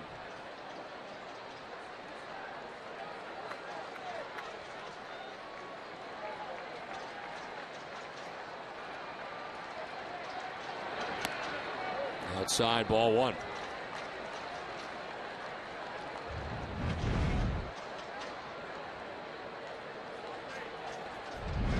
Ortiz at third, Lowry at second, 2 away in the 5th.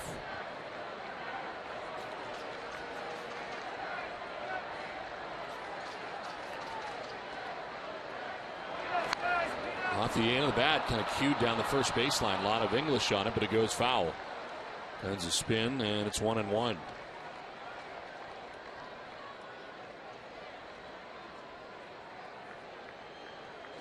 The shortest outing of the year was here at Fenway Park back in the first series of the year. 5 2/3. He is having trouble in this 5th inning now. 2nd and 3rd, 2 down. Red Sox has done a very nice job of building up his pitch count here in the middle part of the ball game. Fouled off Cervelli, 1-2.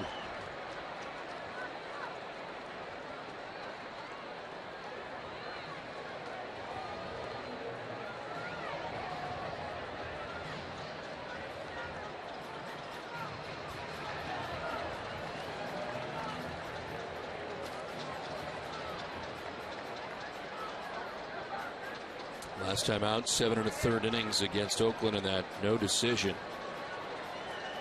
100 pitches even in the 7 1/3 innings. And the Yankees lost in 10 innings. Swing and a miss. Strikes out Saltalamacchia, his 10th strikeout. 4th time he's had 10 or more. It is 4-2 Yankees at the end of 5.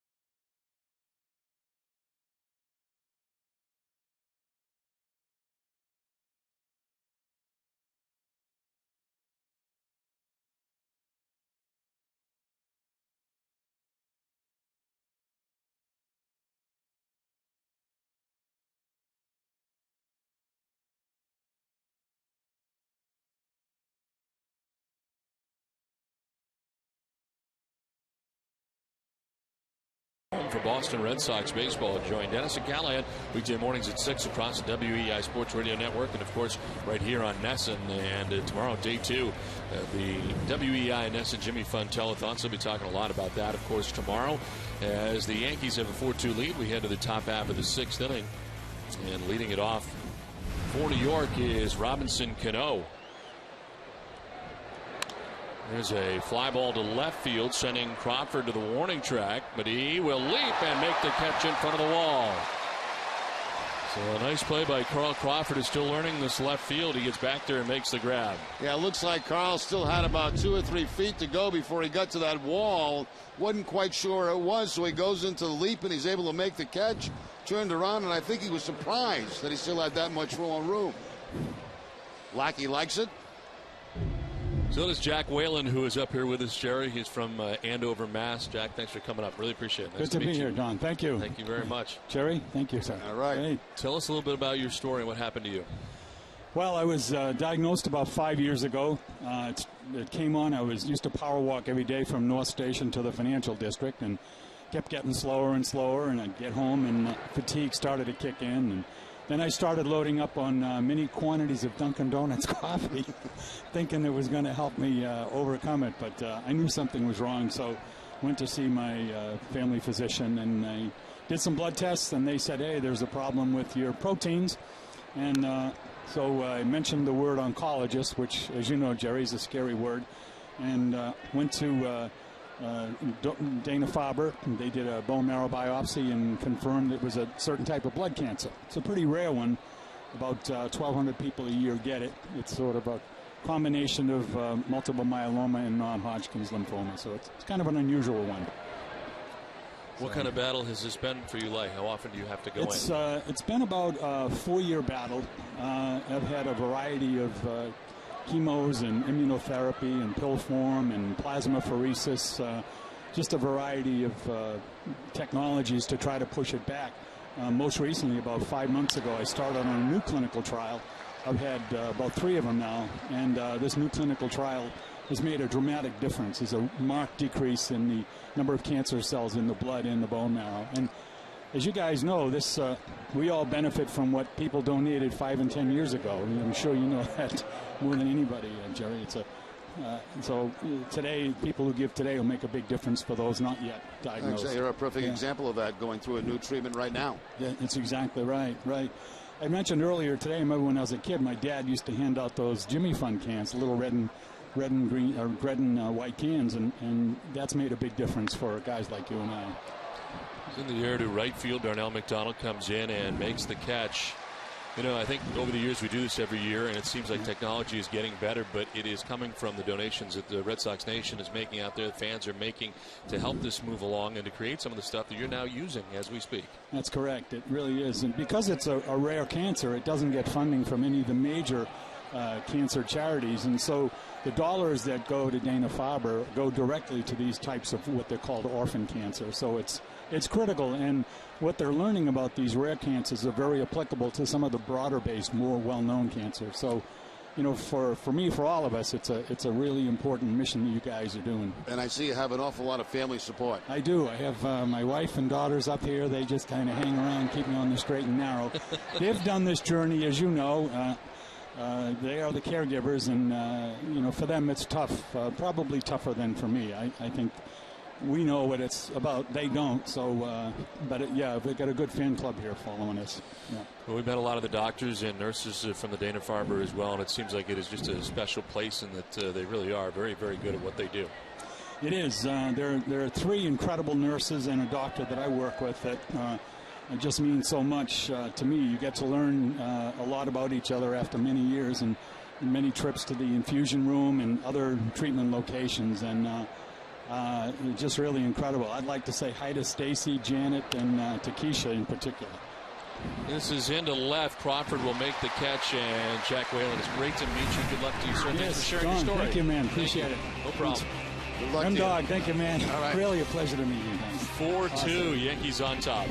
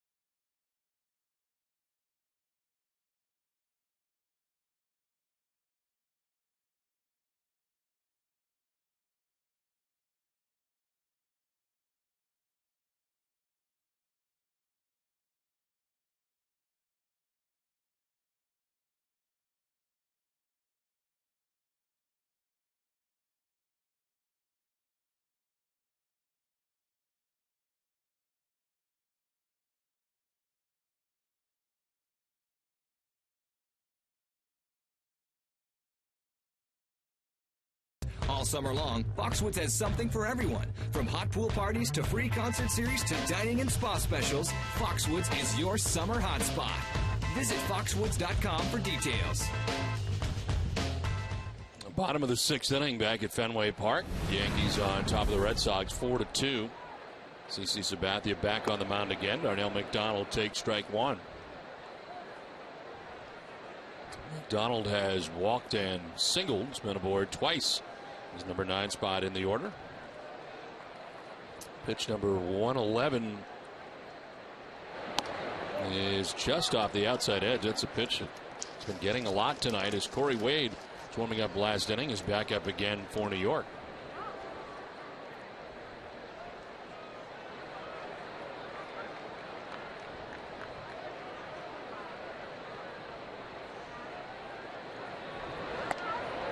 Swing and a miss. Lunging was McDonald. 1-2. Back-to-back changeups from CC Sabathia there to get ahead of McDonald. 1 ball and 2 strikes. McDonald chasing that changeup that's outside the strike zone.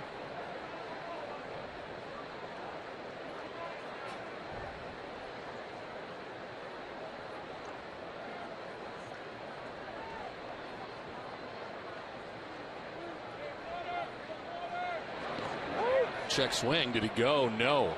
This is Brian O'Nora, first base umpire.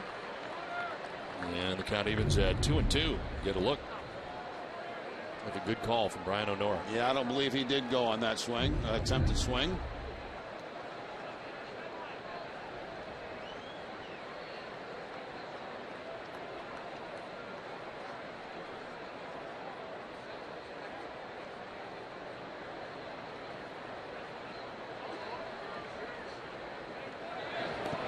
In the dirt, and it's a full count now to Darnell. He's hit some good at bats tonight and made CC Sabathia work.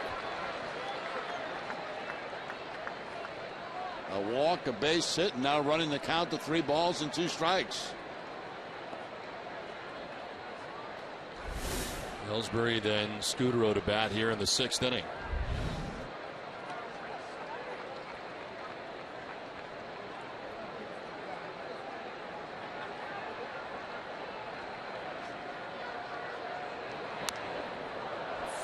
Back off to the right. Arbor Coat exterior stain by Benjamin Moore. Revolutionary waterborne stain that outperforms the best oil-based stains on the market. Find Arbor Coat at your local Benjamin Moore retailer.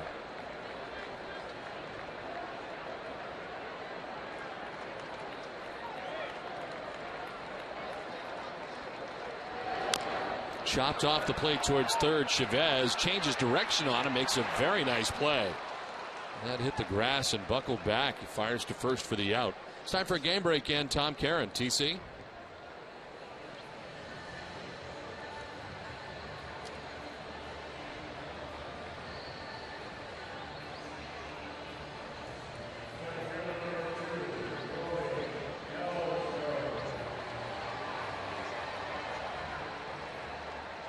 Okay, Tom, thanks very much. Nice play by Eric Chavez to begin this inning. Of course, full-time third baseman for the Oakland Athletics for many years before injuries got him. That ball took a bounce to his right at the last second, but was able to recover and get the out at first base. 6 Gold Gloves. And a swing and a miss. Yeah, he had a series of injuries derail him a lot with his back for the most part. A lot of back problems. But every year you could count on it at third base, Gold Glove wise, there for a long time until the injury started to get him. Ellsbury with a broken bat, looper to right center, and that will fall. In for a base hit. Second time Jacoby's been on, his first hit. 10th hit of the contest for the Red Sox against CC Sabathia. Broken bat variety, dropping in front of Curtis Granderson in center field. Jacoby on base twice, once hits by a batter, and this time the base hit. Fastball from Sabathia out over the plate, shatters the bat of Jacoby Ellsbury, but picks up the base hit with 1 out.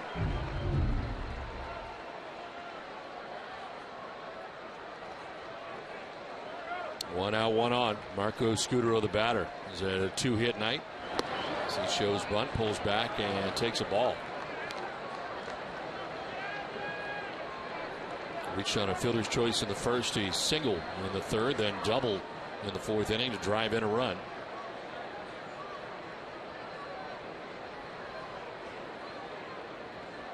Sixth highest totals for Sabathia this year have all been against the Red Sox.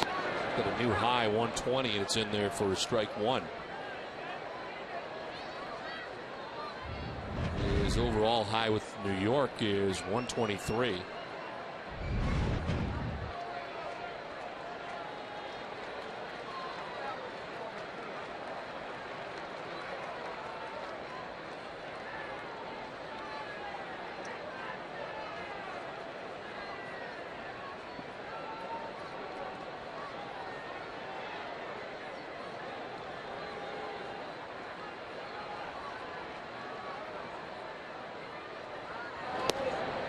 Down and in, ball two.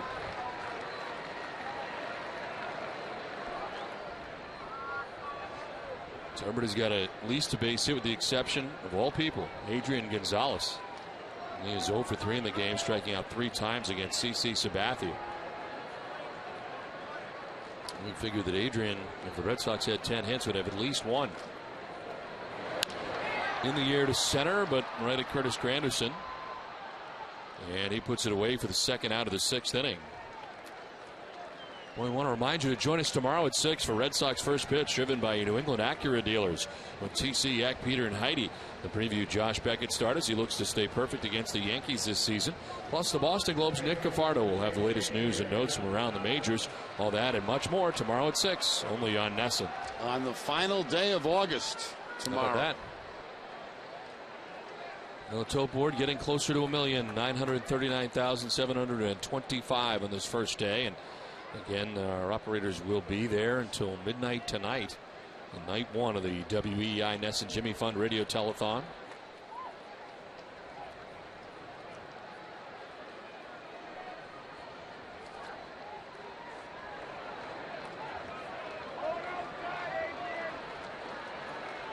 Gonzalez with another chance to face Sabathia here with 2 down. More of the same. Strike one. You know, even though you know it's coming, still hard to hit. I mean, there are certain guys you just don't pick the ball up good enough against, and so far to this point of the game, that's been the case with Gonzalez. 11 Ks and 24 at bats against Sabathia. Back outside, not chasing this time, 1-1. That time with a fastball.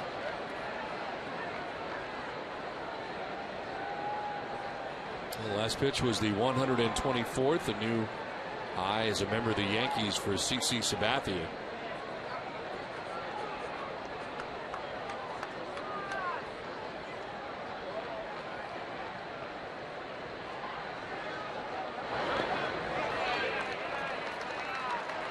Two balls and a strike.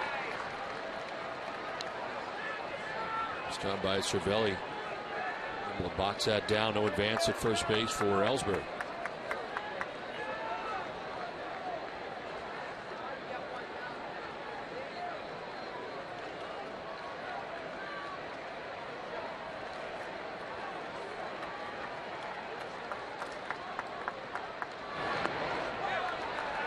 Three and one. Breaking ball again. That time Gonzalez able to lay off it. Same pitch, down and away. That time no swing.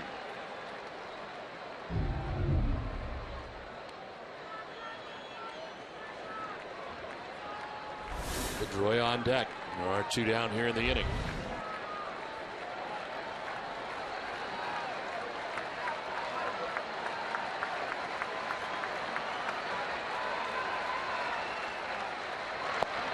That's in there for strike 2. Fastball at 96.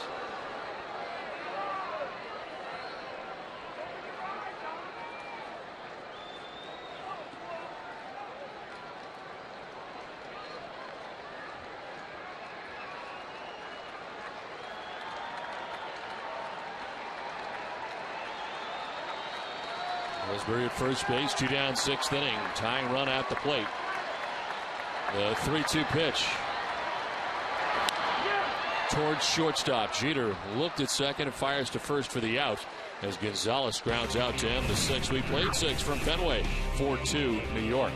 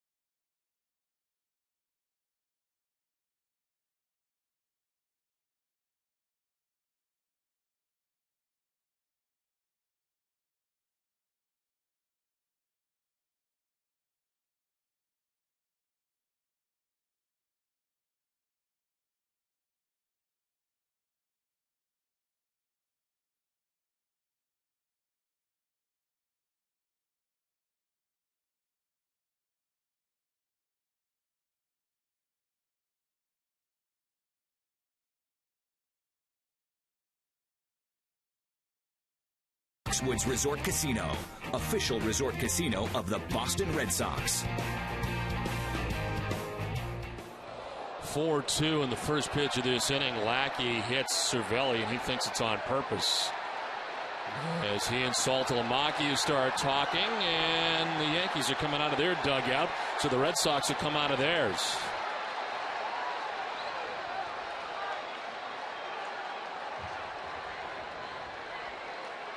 Bullpens will empty, and Ed Rapuano trying to get this under control before everybody meets.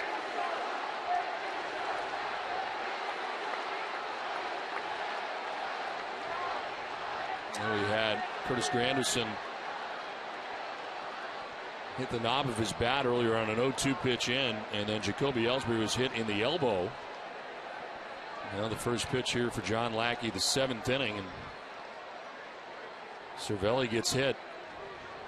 Took exception.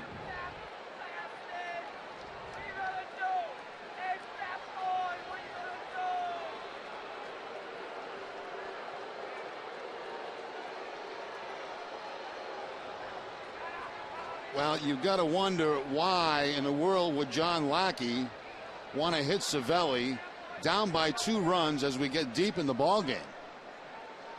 And I understand he hit a home run earlier in the ball game off him, but it doesn't make much sense. Somebody's going to get thrown out of here, I think, before this is over. Girardi going down. Real close. Yeah, he's real close to going. 17th batter the Lackey is hit, and it leads the league.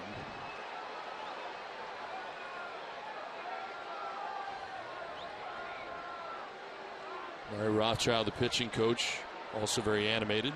I think somebody did get thrown out for the Yankees. It might have been Rothschild. I'm not sure.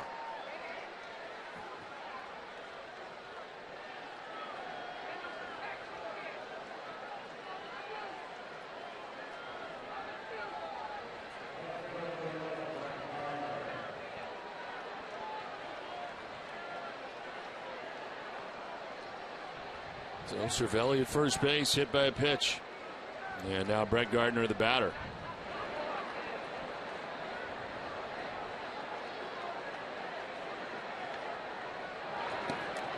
He shows bunt as it clanks off Saltalamacchia. Taking second is Cervelli.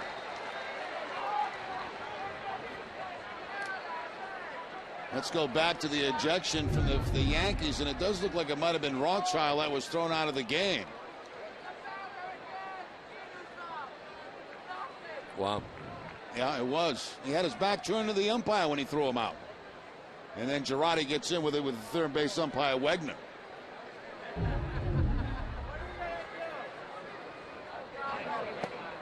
Down and in, and it is 2-0. Second time that Gardner has squared to bunt. You know, you can't read minds. You know, I mean, you just can't do that. But it doesn't make any sense to me at all that Lackey in that situation would be throwing at Cervelli. Why you'd put the lead runner on down by 2 runs? You're down by 2 runs. It's the 7th inning.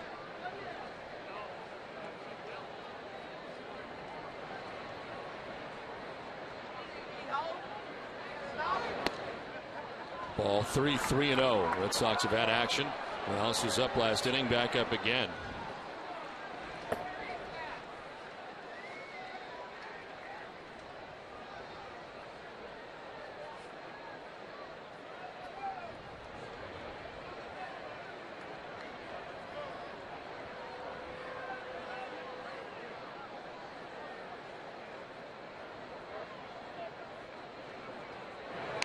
Drops the bunt down finally, and Lowry will throw up the line off the glove of Gonzalez.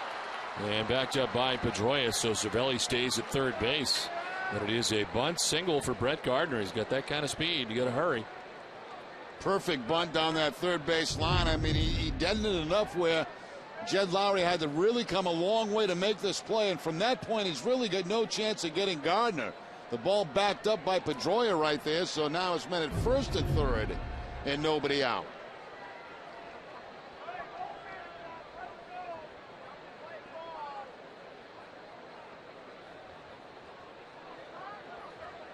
So they're at the corners, nobody out, and Derek Jeter coming up. He is 0 for 3. He's grounded out 3 times, twice to short and once to third.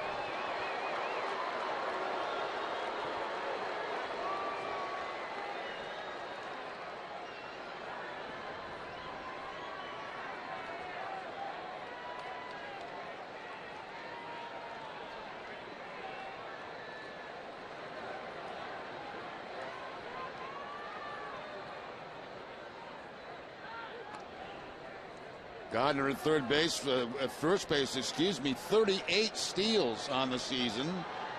Caught 11 times.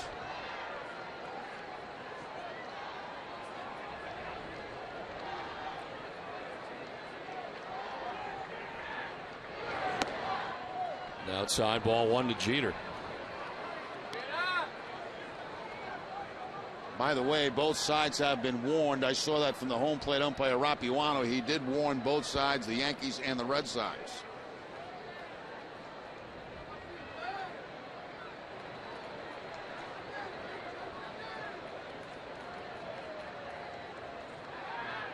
Bluff to third, look to first, doesn't throw to either locale.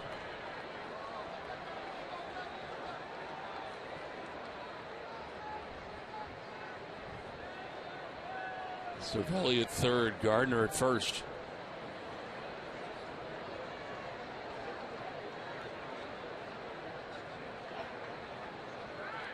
Throw to first and back is Gardner.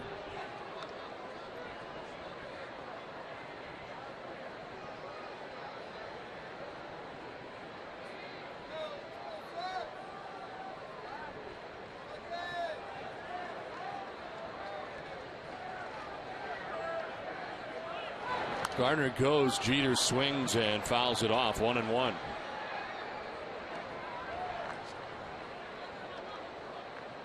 Boston Red Sox baseball on NESN is brought to you by Southwest Airlines.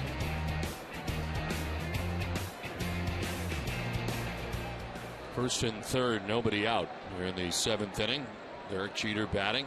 Yankees trying to add on to a 2-run advantage as they bat here in the 7th in game 1.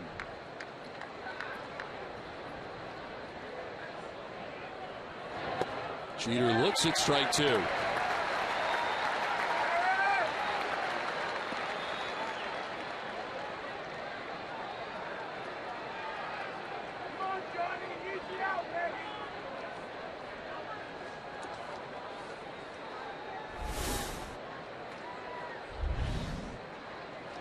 Anderson waiting on deck.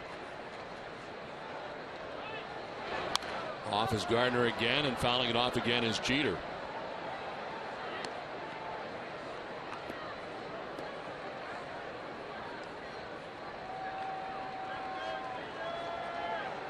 John Lackey, in his last 9 starts, has gone 7-1. And tonight now up to 113 pitches, well over his average, but still not quite to the high. 3 straight starts he's beaten the Yankees. Rolled over foul, will do it again, 1-2. 2 this season.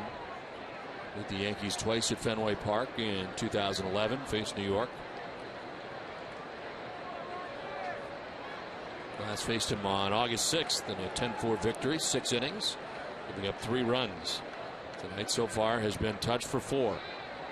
Nobody out here in the 7th. The Yankees have runners at first and third. Up the middle towards Scudero. It's short. He'll touch second and fire to first for a double play. In the back door from third comes Cervelli, and the Yankees take a 5-2 lead. So the hit batsman costly as he comes around to score and puts New York on top by 3. The infield playing back for the double play, willing to give up the run to get 2 outs. They do get the 2 outs, but the Yankees get a very big run here in the 7th inning.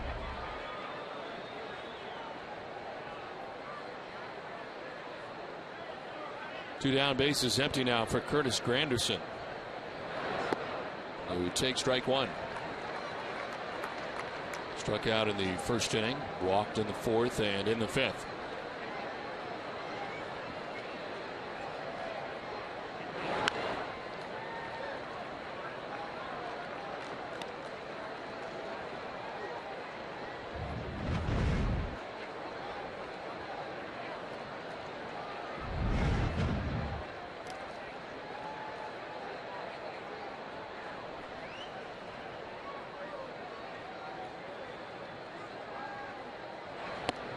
It's up high and it's 1-2.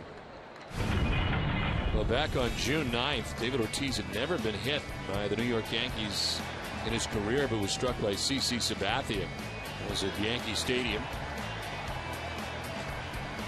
Now you almost knew that one was coming, yes, you know, because it was all over the media how Ortiz had done so much damage against them, and yet he'd never been hit, and finally Sabathia hit him. Was able to be coming up second next inning. It's 7th inning stretch, 5-2 New York. Let's check in with your Need to Know with Nessa Daly, presented by Sun Life Financial. Here's Randy Scott.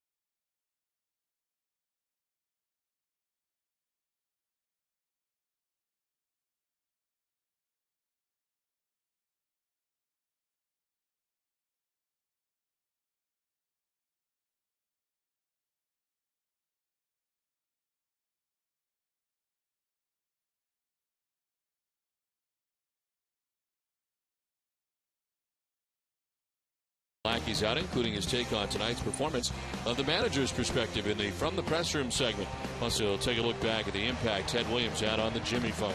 It's all coming up right after the game on WB Mason Extra Innings Live. Well, it's 5-2. The Yankees are on top of the Red Sox. Bottom of the 7th inning as this call to the bullpen is brought to you by New England Ford dealers. CC Sabathia goes the first 6 innings of this game. And in is Corey Wade. His 26th appearance, 2-0, the 2.22 earned run average. 28 in the 3rd innings, has 21 strikeouts, and opponents hitting at 200 against Wade. Sabathia goes the first 6 innings and does scatter 10 hits, but only gives up 2 runs. He strikes out 10 in his outing and end up walking 2. Now back in the 5th inning, we noticed Cervelli, a little excitement as he comes around to touch home plate on his home run. Usually just crossed the plate, but a little emphatic there as he landed at the plate. Lackey looking in his direction at the time, and so was Jared Saltalamacchia. It's an interesting celebration. Especially for a guy who's hit, how many? 2 home runs? In his career, yeah. 2 home runs on the season, 3 in his career.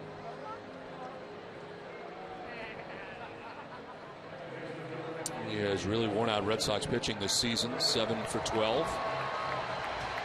But he got on after being hit and came around to score, which is now a 3-run deficit. Which does not help the Red Sox, right? Dustin Pedroia coming up. David Ortiz, Jed Lowry here in the inning. Pedroia has struck out, singled, and struck out again.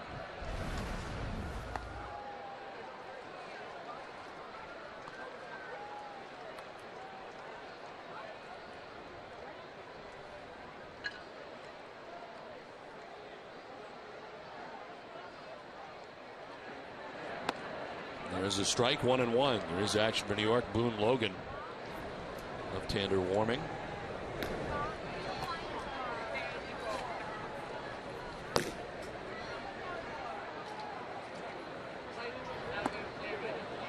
Ball 2, 2-1.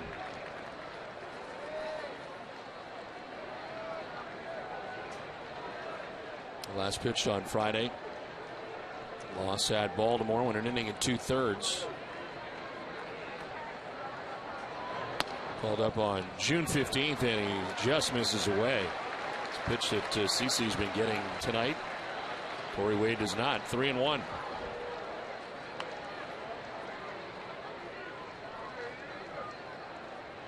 Began the season with AAA Durham. Was released by the Rays earlier this year. This one fouled off. Yankees pick him up. As to Scranton gets called up on June 15th, and here he is. 26 appearances now in the big leagues for New York. Yeah, very respectable numbers, as you mentioned earlier, Don.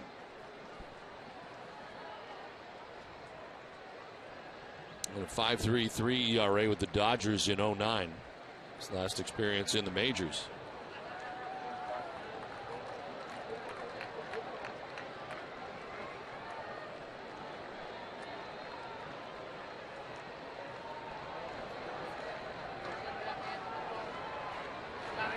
Pedroia hits it high and deep to center field. Back goes Granderson. It'll take him to the track, but he makes the catch in front of the wall in the first out of the 7th inning.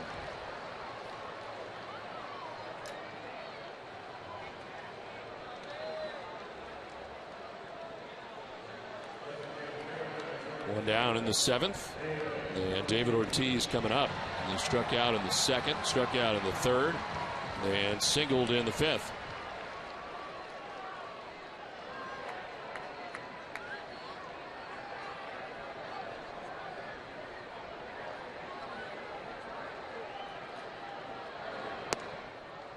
Ball 1.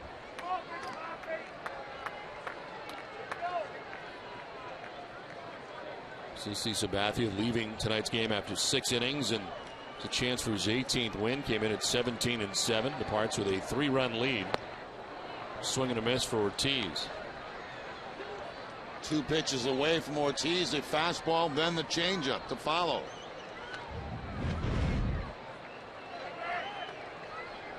Tonight's pitch total for Sabathia, second highest of his career. 130 pitches with Milwaukee. This is his all-time high.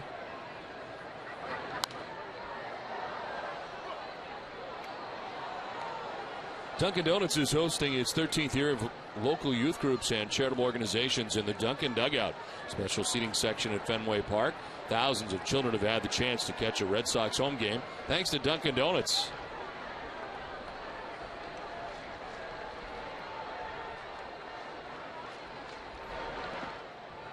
Bounced in, 2-2.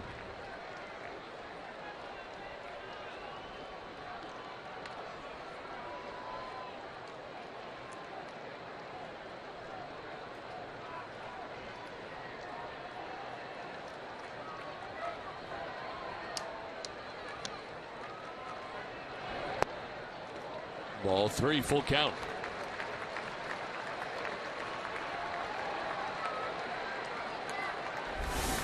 Jed Lowry waiting on deck. Red Sox batting here in the bottom of the 7th inning. Trailing by 3.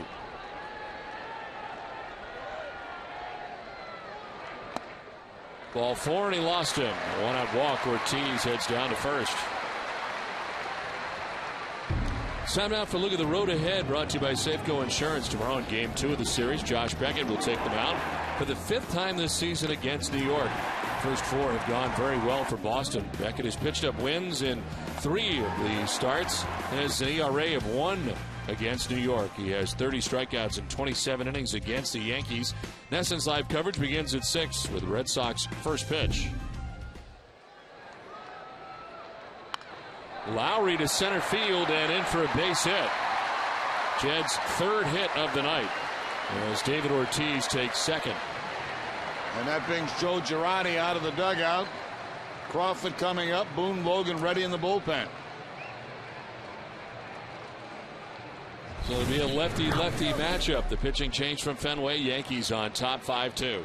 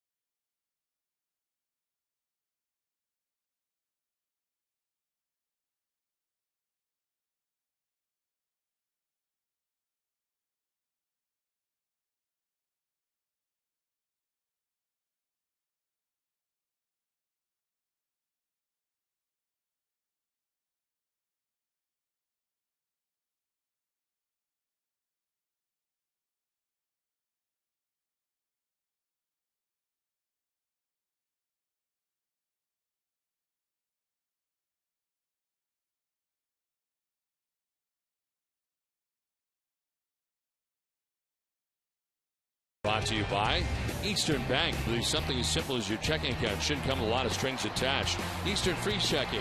See just how good a checking account can feel. 5-2 Yankees on top of the Red Sox. 1 out in the 7th inning. Boone Logan into the game now for New York. His 50th appearance, 4-2, 2.65 ERA. Opponent's hitting at 227 against him, 37 Ks. It's time now for the Coors Light Freeze Cam.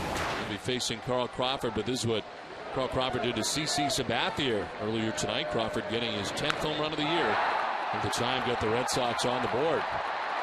Coors Light Freeze Can, brought to you by Frost Brewed Coors Light, the world's most refreshing beer. Here is Carl Crawford with one out. Red Sox have runners at first and second. Showed you the home run. He's also walked and lined out.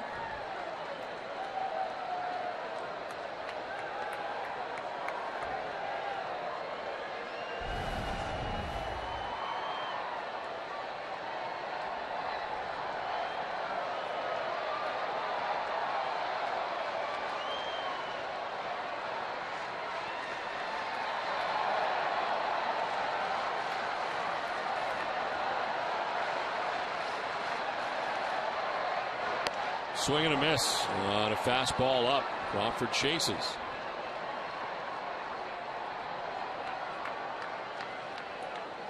Good numbers against Logan. Logan has not allowed an earned run in his last 10 appearances. 7 innings, no runs on 5 hits. Line to left center field. This will get in for a hit. Ortiz is going to stop at third. He took a look out there and was watching that and just didn't get to third base. It looked as if Tim Bogart wanted to send him.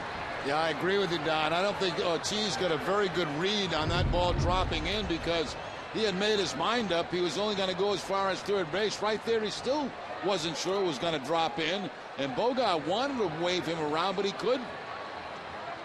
There's Ortiz hanging out. He's not sure it's going to drop in, then he just kind of cruises into third base. Wasn't a real good read by Big Papi on a ball that looked clearly that was going to drop in.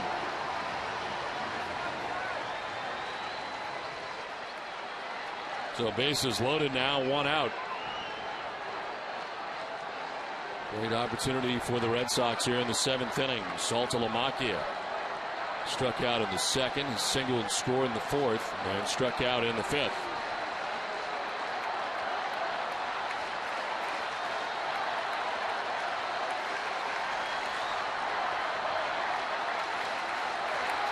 Swing and a miss for strike one.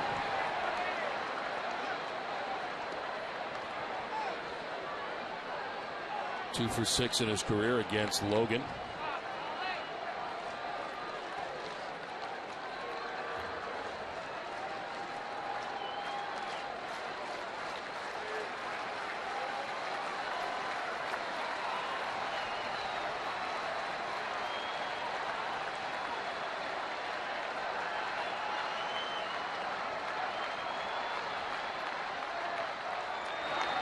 Swing and a miss. Off balance, 0-2.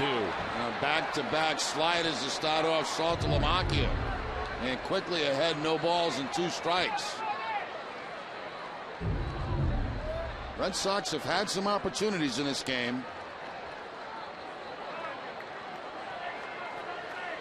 Bard and Morales. Morales has been up 3 times now and has not come into this game yet. Bard warming. Red Sox 2 for 8 tonight with runners in scoring position. Saltalamacchia strikes out. It's a big K for Logan. 2 down. Now he just stays with that same pitch. 3 straight sliders to Saltalamacchia, and he picks up the strikeout. Red Sox left the bases loaded back in the 2nd inning. He had a 2nd and 3rd in the 5th. Now bases loaded with 2 outs here in the 7th.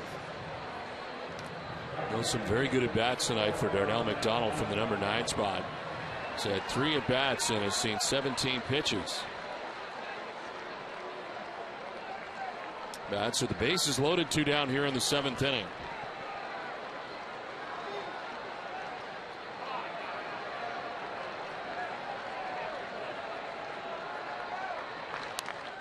Foul back and to our right.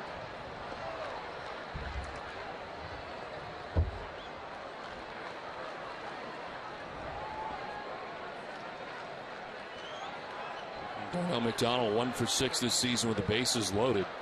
Bats with Ortiz at 3rd, Lowry at 2nd, Crawford at 1st, and 2 down.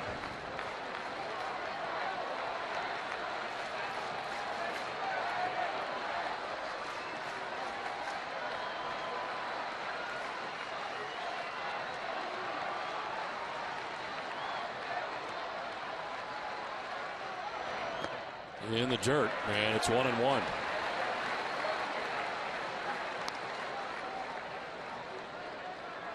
Runners at second and third. The responsibility of Corey Wade, who came in for CeCe Sabathian. Started the seventh inning for Joe Girardi. Now it's Boone Logan trying to work his way out of a bases loaded 2-out situation.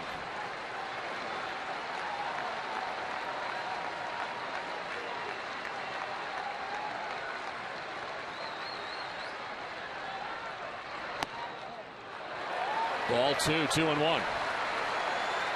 More patience being displayed by Darnell McDonald.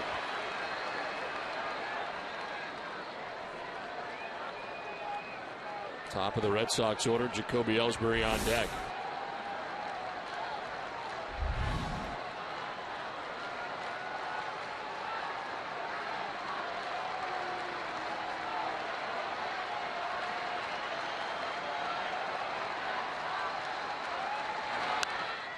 Popped up, foul, back and out of play. Belly gives chase, but it's well back and out of play.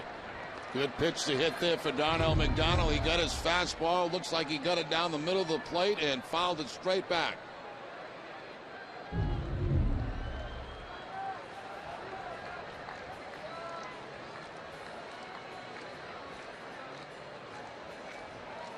Well, coming up after the game, it's Granite City Electric Red Sox final with TC, Peter, and Heidi. Have the final word from Fenway and a preview of tomorrow's pitching matchup between Josh Beckett and Phil Hughes. Plus highlights from around the majors. It's all coming up right after the game, and it's only on NESN.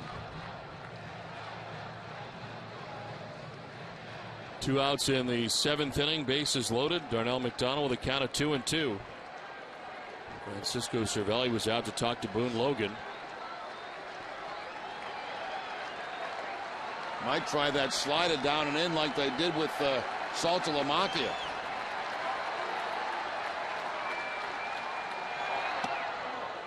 Oh, the fastball instead, and it misses outside. 3-2. Yeah, no slider that time. Fastball away. So here we go. Everybody on the move.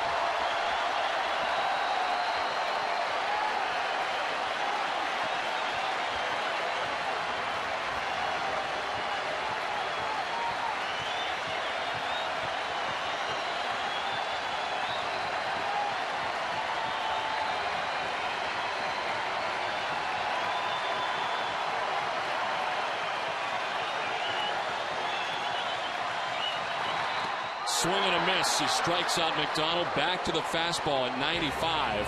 And the Red Sox, for the second time tonight, leave them loaded. The Yankees have a 5-2 lead.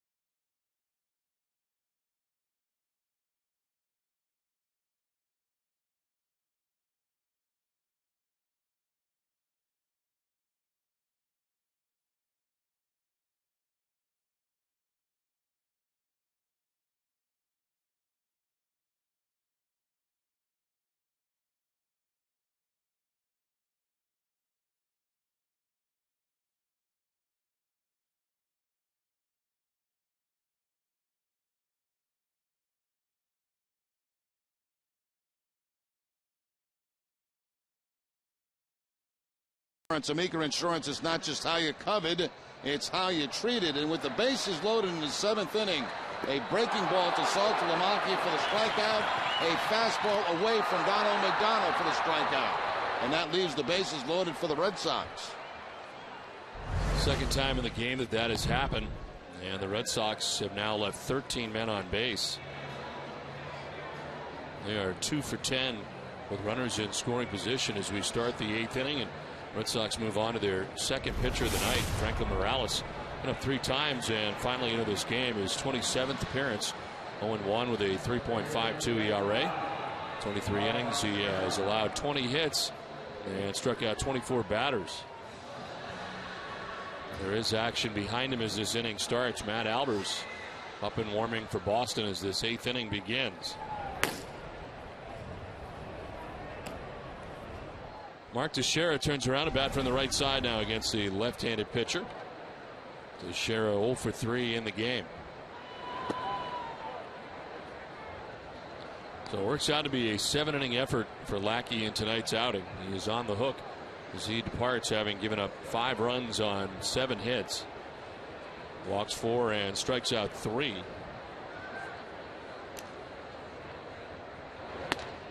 There's a strike, 1-1. Rafael Soriano warming for New York.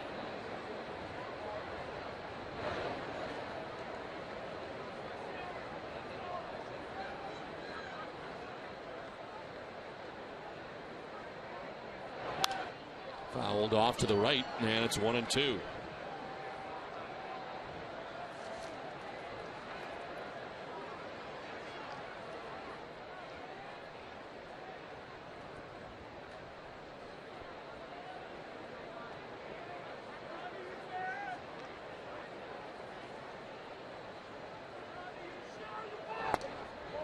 Now you hope for 30 home run, 100 RBI season.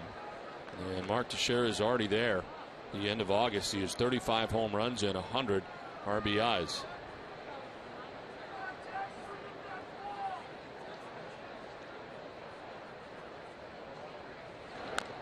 Chop foul, still 2-2. Only major leaguer to reach 30 home runs, 100 RBIs in each of his last 8 years since 2004. Alex Rodriguez and Albert Pujols have a chance to join him this season. A-Rod right now on the shelf with the thumb injury.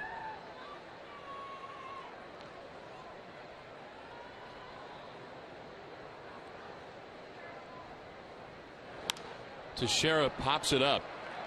Pedroia backpedaling to the outfield. Makes the catch for the first out of the 8th inning and sent it down to Heidi. Don, the Red Sox tweak the starting rotation for the upcoming series against Texas this weekend. Andrew Miller will get the start on Friday with Eric Bedard going Saturday and John Lackey on Sunday. Terry Francona said they're going to push Tim Wakefield back just a bit. He will get the start in Toronto next week. In the meantime, he's going to be available in the bullpen for a few days. Francona also said the team plans on bringing a pitcher up when rosters expand on September 1st, but he hasn't said exactly who they are going to bring up just yet. Don? All right, thanks very much, Heidi. 1 out here in the 8th. As Robinson Cano stands in. Some decisions to be made for the Red Sox with the rosters expanding. It's kind of a tough decision because bring guys up is not always the best thing, just to have them on the bench or in the bullpen. You don't plan on using them. No, according to Terry Francona, they're just going to bring up guys that they think they can help win games for them. You know, use them and not bring up a bunch of guys because they've had a good year in AAA and deserve to be rewarded. It's not the time and place for that, really, when you're in a pennant race heading into the month of September. You bring up people who can help you win games. And that may not be a lot of guys in the Red Sox situation. Pitch inside, and it is 2-0 to Cano. Imagine there would be a third catcher, perhaps, and somebody with speed, maybe two, late in games to pinch run. Can't forget, too, you've got Youkilis and J.D. Right. Drew coming back. Fouled off, 2-1. Cano has walked, doubled, and flied out. He's also driven in a run. He's coming up on 100 RBIs. He's at 96 now.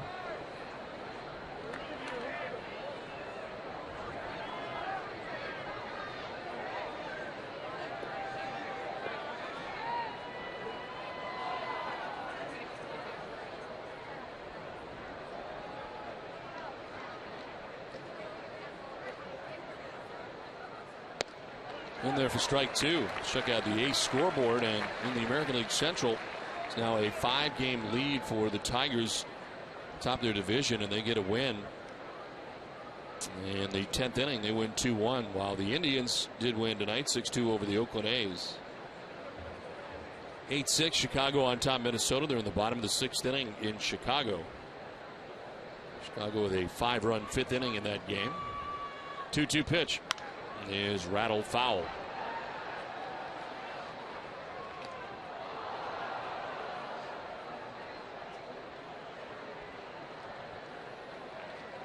Nick Swisher waiting on deck. 1 out in the 8th.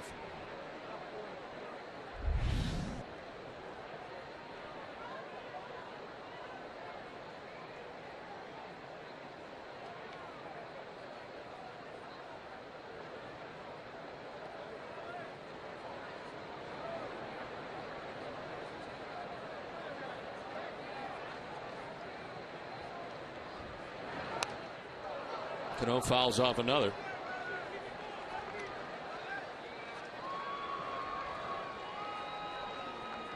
John Lackey tonight, 7 innings, 7 hits, 5 runs, walked 4, struck out 3, is on the hook. Came in at 12-9 this outing and had won 3 straight games against New York.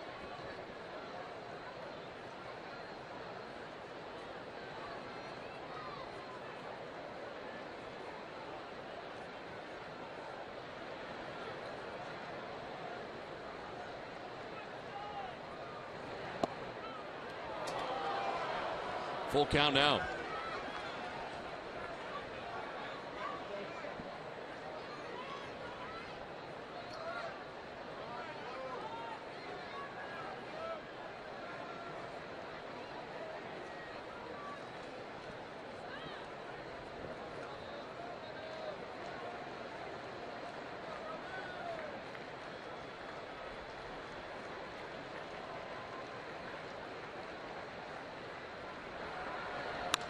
Line into left field, a base hit for Cano. Lengthy at bat, fouled off a bunch of pitches, took some, and finally gets an opposite field base hit. He pitch at bat for Cano. 3rd time he's been on base tonight. A walk, a double, a drive, and a run back in the 4th. Now this hard single on a fastball down and away to left field.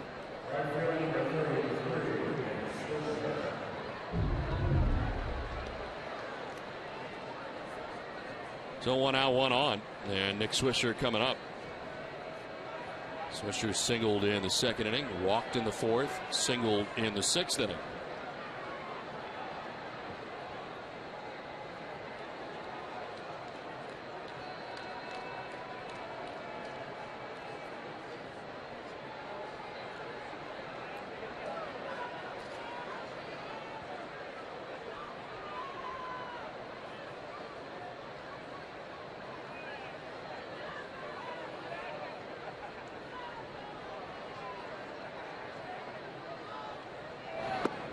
There's strike 1.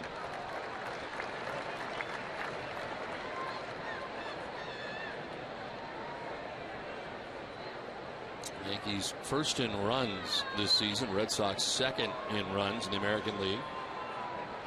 Yankees are first in home runs. The Red Sox are second in home runs. Down and in, 1-1.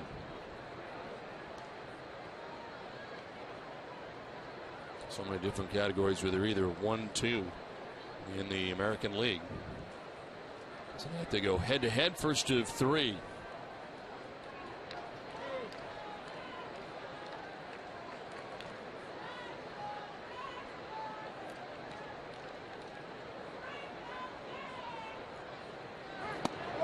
Inside, Swisher almost ducked into it. Ball 2, 2-1. Morales zipping that fastball inside about 96 miles an hour, and just getting out of the way was Nick Swisher.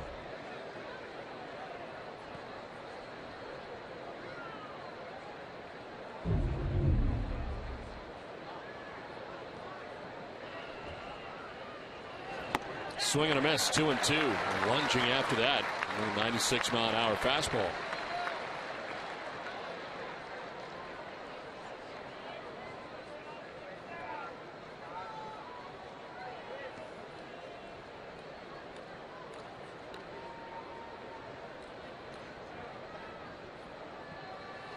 Matt Albers in the bullpen has been warming up this entire inning.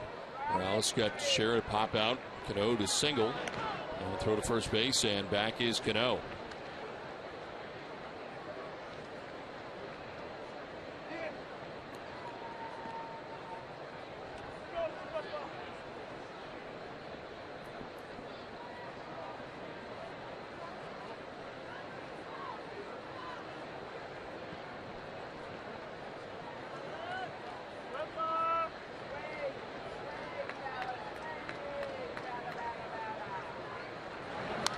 Swisher fouls it off, protects the plate, still 2-2.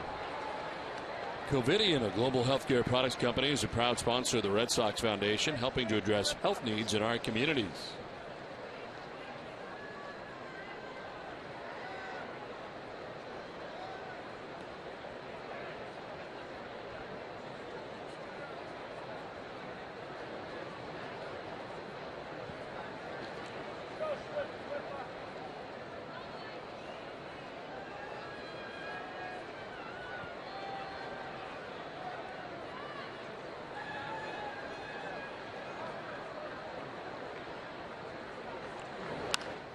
Down the right field line, it is a fair ball.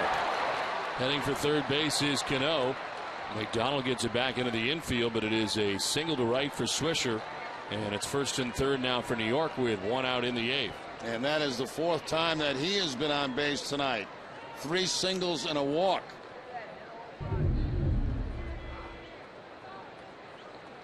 Off-speed pitch, changeup maybe. Slice to right field, up over the head of Gonzalez, and bounces back out to Darnell McDonald. So first and third for the Yankees now with one out, and it looks like they're going to have a pinch hitter for Chavez. Eduardo Nunez will pinch hit here.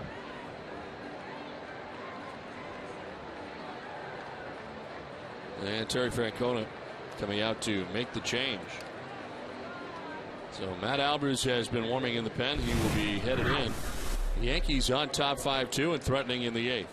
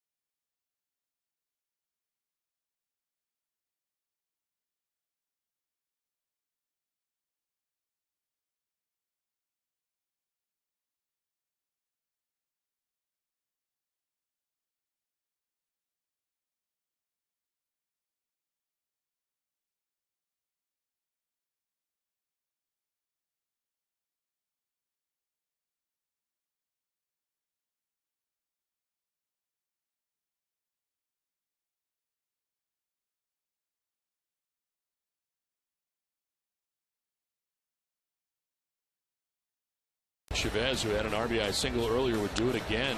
This time in the fourth inning to make it 3-0 New York. Carl Crawford gets the Red Sox on the board, though, with his 10th home run of the year. Solo shot in the fourth. Red Sox get 2 runs in that inning.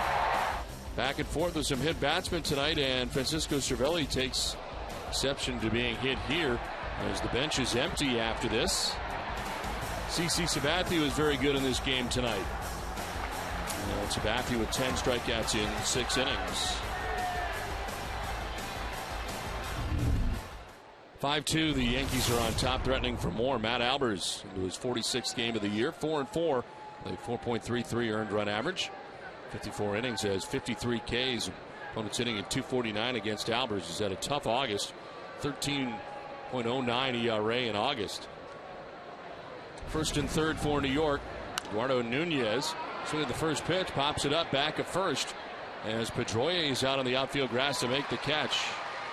Bluffing as if he was going was Cano, but doesn't go anywhere. 2 down. Share the game with your fellow Sox fans by following Nesson on Twitter. See what some of you had to say about the game tonight. Bench is clearing like that. And John Lackey tonight leaves 7 innings, giving up 5 runs. And Sox fans look forward to seeing Rivera. The Yankees trying to push across some more runs here, so they don't need Rivera tonight. We'll see. Be sure to include the hashtag Red Sox for your tweets to be considered.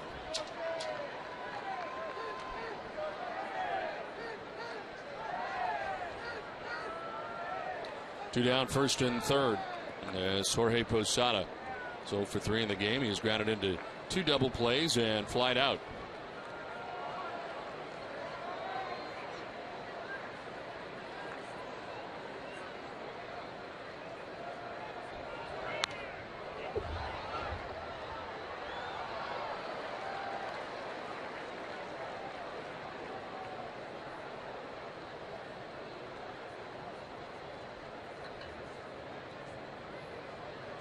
Cano at third, Swisher at first, 2 down.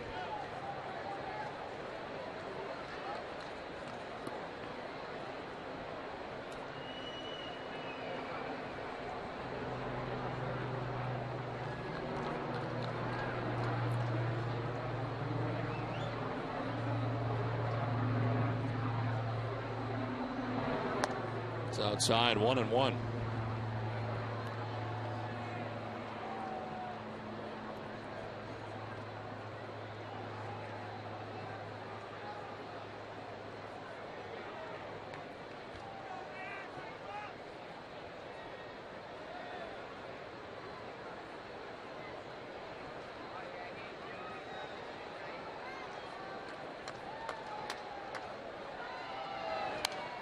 Foul back, 1-2.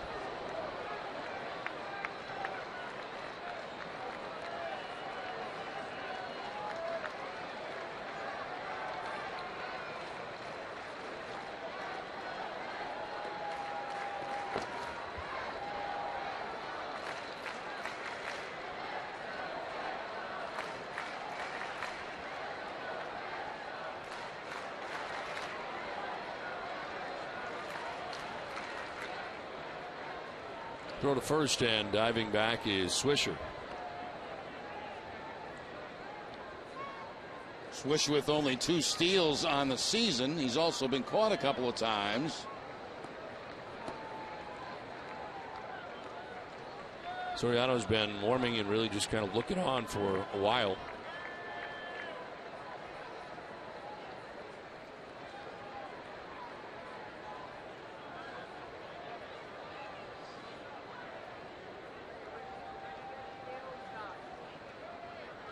One ball, 2 strikes to Jorge Posada.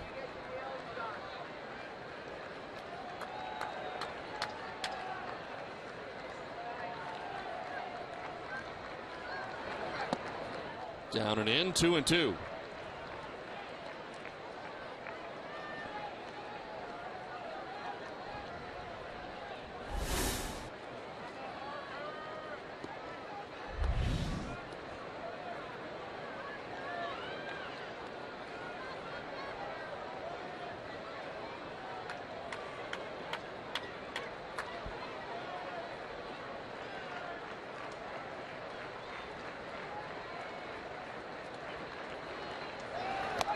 Posada almost gets hit, and he did get hit. They're going to give him first base. Did look like it grazed him, and Posada down to first base. So this will load the bases. Yeah, it looked like a slider that time, or a cut fastball from Albers that just got a piece of Jorge Posada. There's the breaking ball coming inside, and looks like just got a piece of the uniform.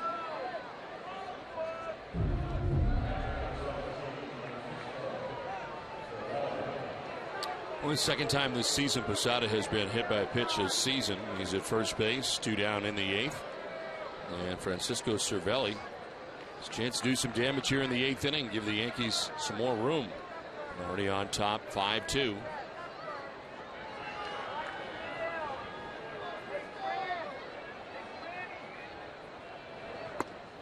In there for strike 1. There's second and third, the responsibility of Franklin Morales, who started this inning.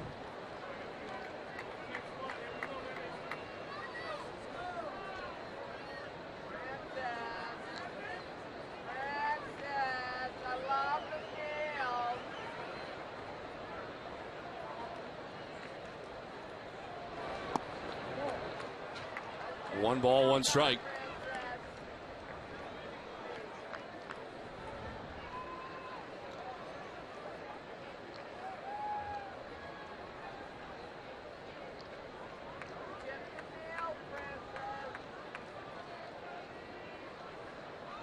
Cano at third base, Swisher at second, Posada at first, and 2 down.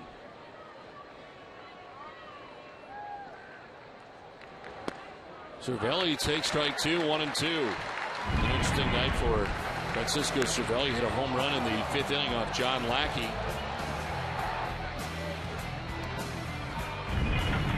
And then was hit by a pitch very next at bat in the 7th inning to lead off an inning. Pitch is cleared here at Fenway Park.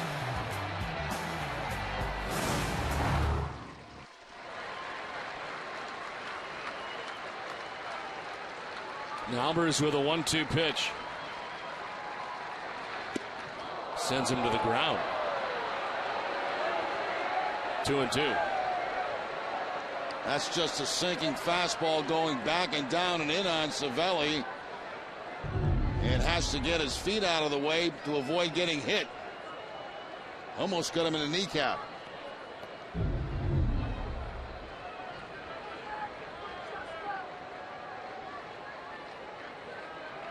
Great numbers with the bases loaded. 9 for 18 in his career, including a grand slam. He's 3 for 5 this year. Swinging a foul back to the screen, and that grand slam did come this season.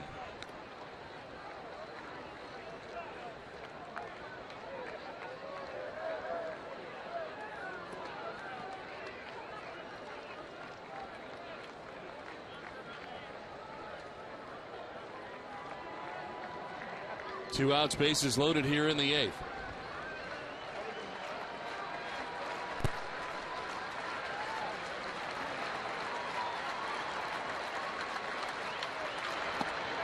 Outside, ball 3, full count.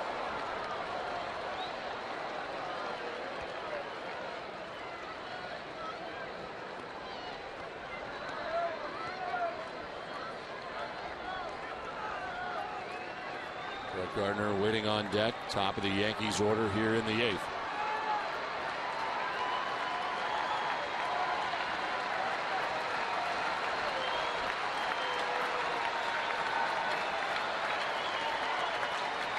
Three-two pitch. Cervelli hits it on the ground to shortstop. Tough hop, but Scudero's got it. Throws to first for the end of the 8th. The Yankees threat but do not score. Coming up for the Red Sox, the top of the order, Ellsbury, Scudero, and Gonzalez. When we come back to Fenway.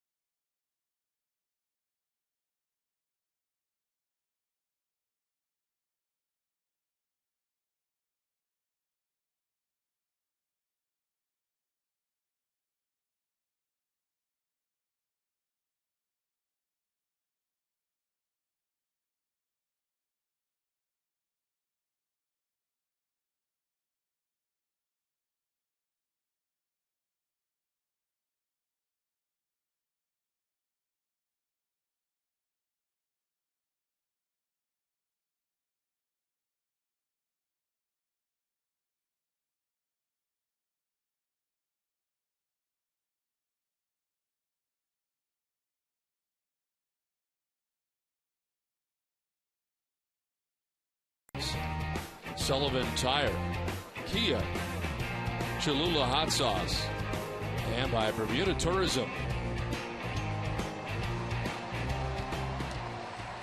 5-2, Yankees on top of the Red Sox as we head to the bottom of the 8th.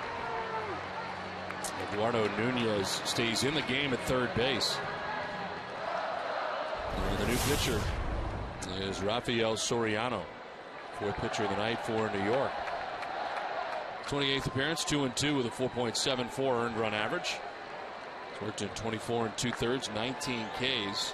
Opponents hitting at .233 against him.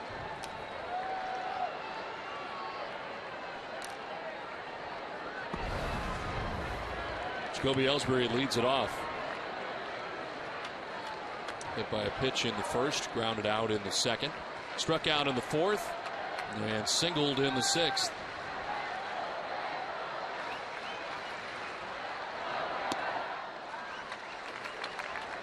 The Yankees had a big opportunity in the 8th but could not score. As they leave the bases loaded, Red Sox have had all kinds of opportunities all night. Boston has stranded 13 men.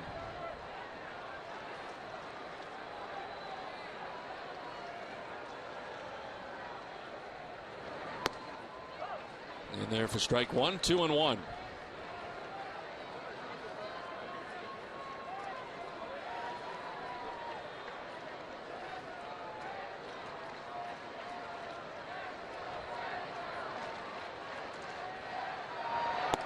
Swing and a miss, 2-2. Now Soriano with that fastball up about 94, 95 miles an hour.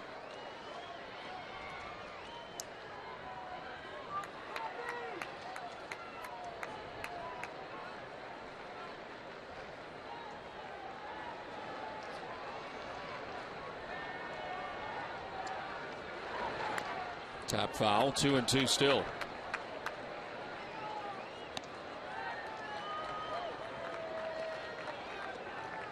CC Sabathia went 6 innings. Corey Wade went a third of an inning.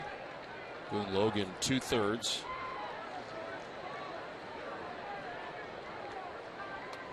Logan had 2 strikeouts, so a total of 12 strikeouts in the game for Yankees pitching. 2-2 is outside.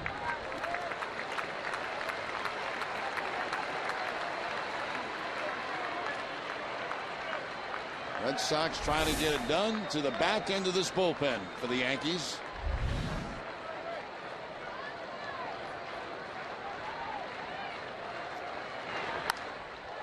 Line foul. Sharply, but a foul ball. 3-2 still. Red Sox have action in the pen. Former Yankee Alfredo Cevis.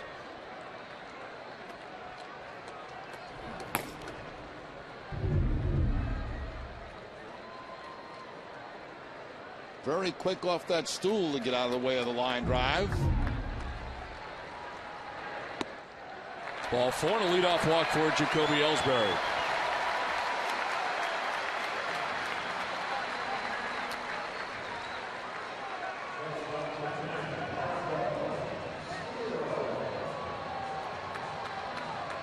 So Jacoby at first base. Marco Scudero coming up. It's been a 2-hit night.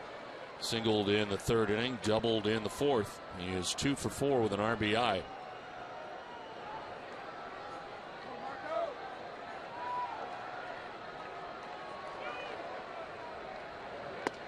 There is strike one.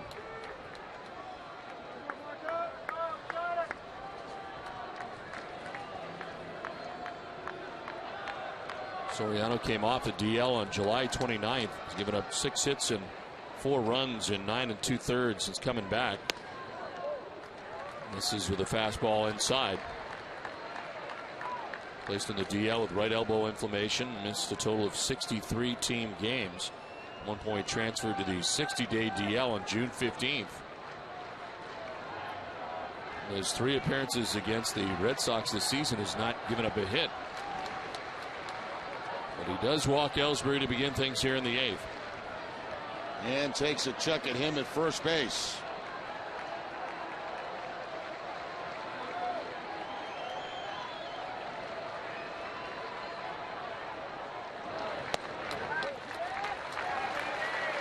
Former Rays closer signed by the Yankees as a free agent to a 3-year contract back in January. 45 saves last year for the Tampa Bay Rays. And a 1.73 earned run average. He and Joaquin Benoit sharing the 8th and 9th in Tampa last year. This is line towards left field. Gardner on the run will get there. His tremendous speed gave him the chance to get there. What a catch. What a run first, then the catch. Well, they, like the Red Sox with Crawford and Ellsbury, have excellent speed out there in left field and center field. This time it's the left fielder, Brett Gardner, showing it off. Going up on his tiptoes at the end to make the catch.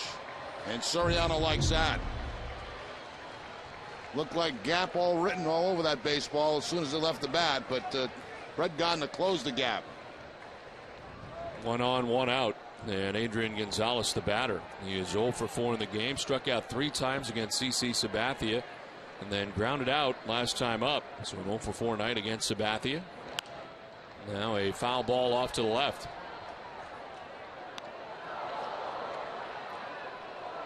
Oh for 7 against Soriano in his career.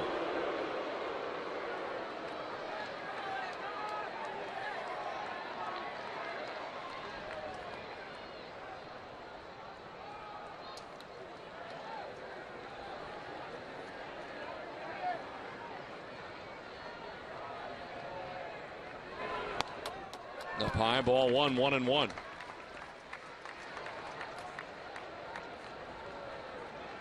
Adrian Gonzalez, the only member of the Red Sox not to have a hit in the game tonight. Boston with 12 hits.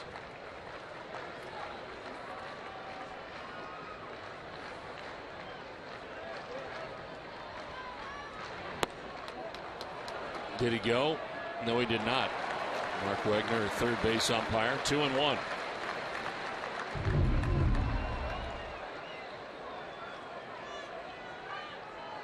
Just barely holding up the swing that time was Gonzalez.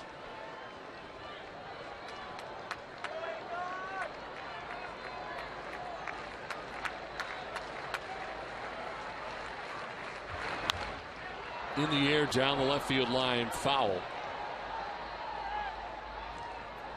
Hess and Hess Express are proud sponsors of the Red Sox and the Red Sox on Nesson during the 2011 Red Sox season. Hess and Hess Express will donate $500 to the Pediatric Trauma Program at Children's Hospital Boston. For every Red Sox home run, Hess and Hess Express committed to helping the cause.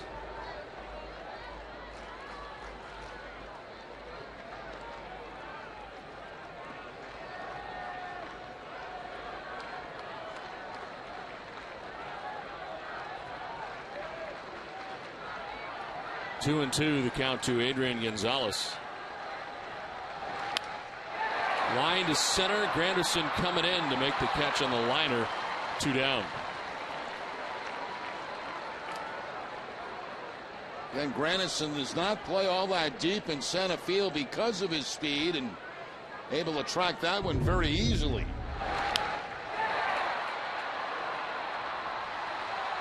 About 10 steps to his right, makes the catch. Second out of the inning. So an 0 for 5 night for Adrian Gonzalez. 2 down here in the 8th. And here is Dustin Pedroia. 1 for 4 night. Pedroia singling in the 3rd inning.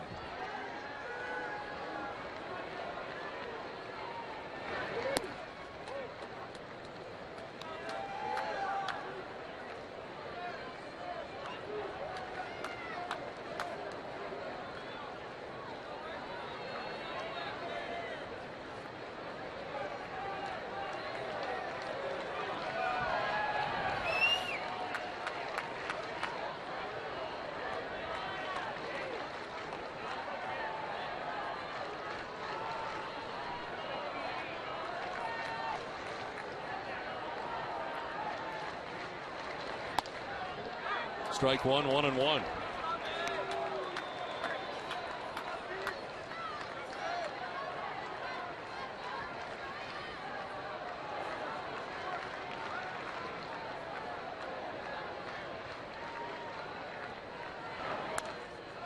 Fouled off, 1-2.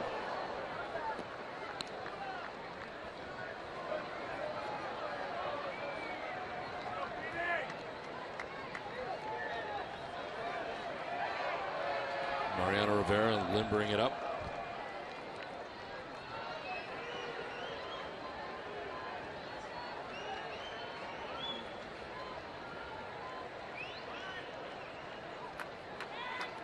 In the dirt, and it's 2-2. We mentioned earlier that Kevin Youkilis and J.D. Drew both rehabbing tonight at Pawtucket. J.D. Drew is 3 for 3, 3 singles, and scored a run, expected to return on Thursday.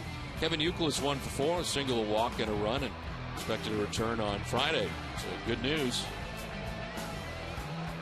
Youkilis, who's the DH tonight, will play in the field tomorrow. And Drew will DH tomorrow. 2-2 pitch. Is outside, ball 3.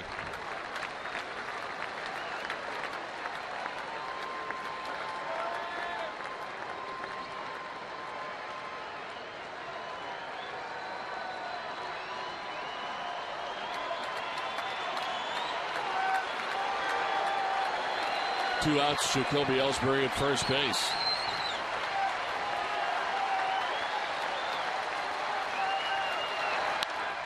To center field. Curtis Granderson had started back, now comes in and makes the catch. It ends the 8th inning. We head for the 9th at Fenway. It's 5-2 New York.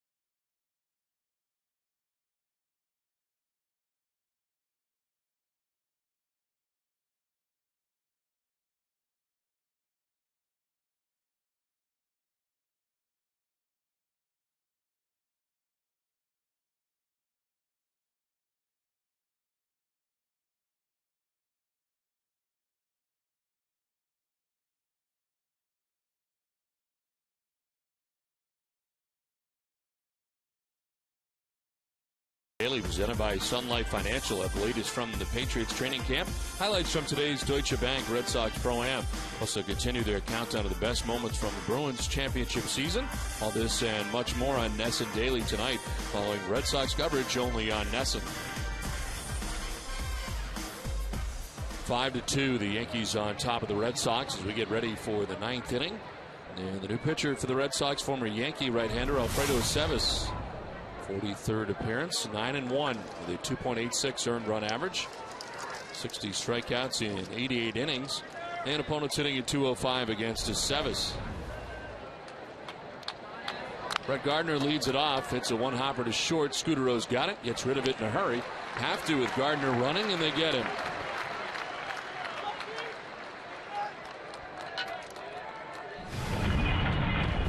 Well, Keegan Bradley from the 2011 PGA Championship throwing out the first pitch here at Fenway Park. Originally from Vermont, and a chance to throw out the first pitch here at Fenway.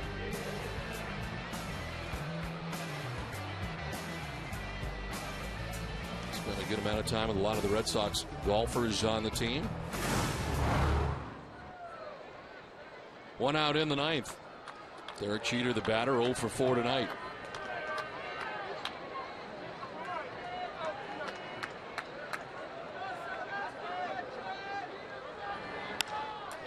One hopper that explodes on Pedroia, picks it and throws out Jeter.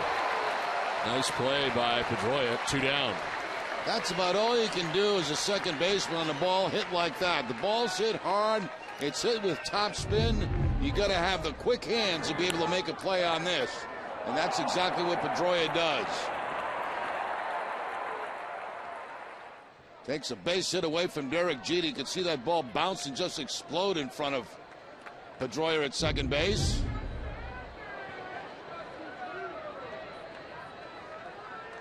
Two down in the 9th. Curtis Granderson, the batter.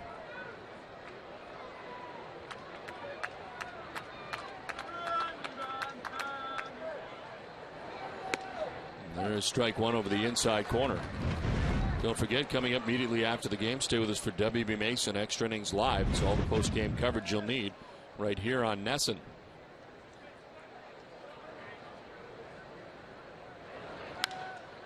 Fly ball hit out to left center field. Crawford with room makes the catch. A 1-2-3 ninth on 4 pitches.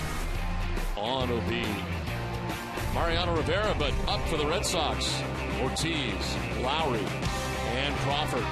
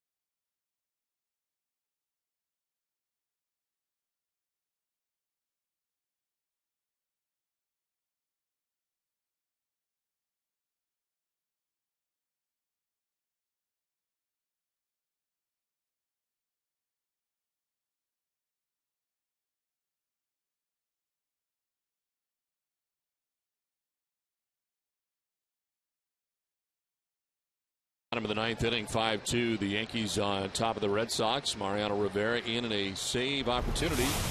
His 53rd appearance of the year, 1-2 with a 2.16 ERA. And this season, he is 34 out of 39 in save opportunities. Does have a blown save against the Red Sox. This season, he's 1 for 2 against Boston and has blown more saves against the Red Sox than any other team. A total of 14 blown saves in his career against Boston. And has a 3-run lead in this one as he comes on for the 9th. The Red Sox have had a ton of chances. They've left a total of 14 men on base, and in the 7th inning, and the bases loaded with 1 out, when Boone Logan was able to strike out Jared Saltalamacchia, followed that up with a strikeout of Darnell McDonald, and the game remained the same. The Red Sox leaving 3 more men on in the 7th. Big spot for Boone Logan. Rafael Soriano works the 8th. Now Mariano Rivera, he is on for the 9th. Ortiz takes strike 1.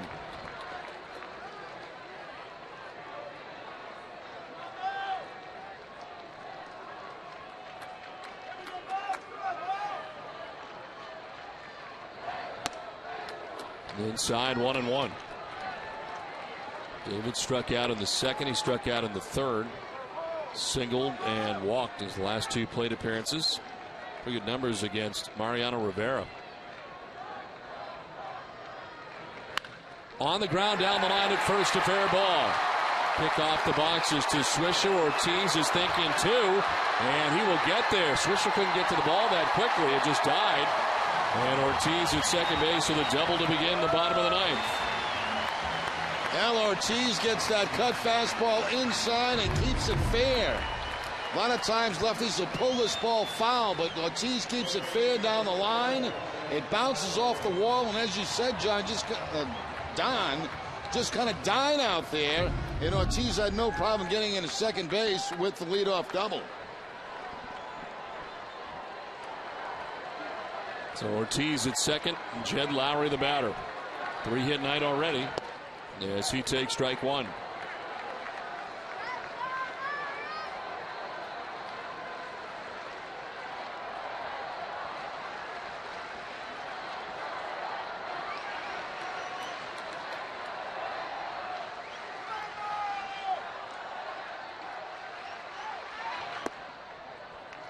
One ball, 1 strike.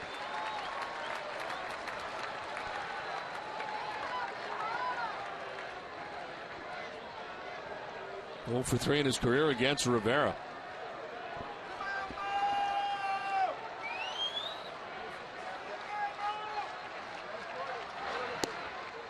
On the outside corner. Jed didn't think so, and it's 1-2. Looked like an expanded outside corner that time. Let's see what the Amica pitch zone says.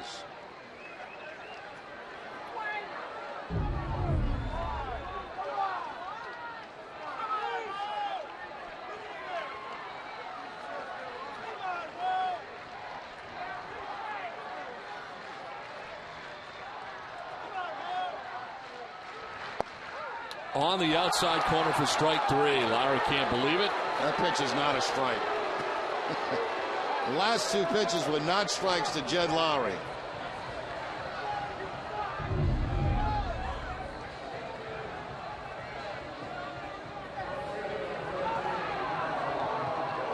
All you can do is raise your arms in that situation. 1 down in the 9th. Carl Crawford, the batter. Takes strike 1.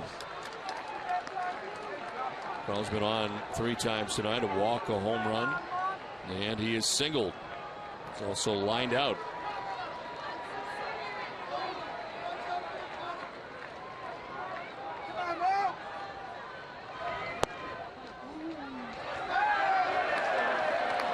Same area, crowd 1-1.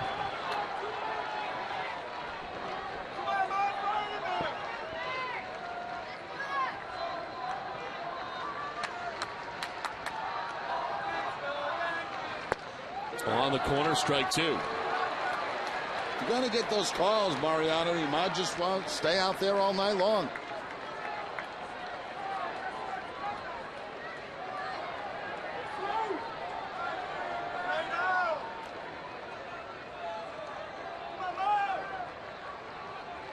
Now they're coming in and up and exploding, and it is 2-2.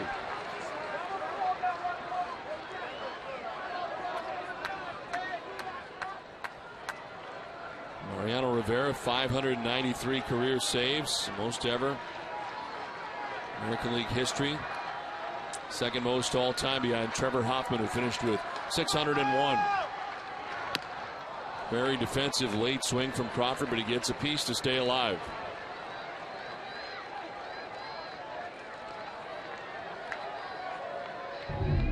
Ball looked to be down and out of the strike zone, almost on the ground. And Crawford somehow fouls it off.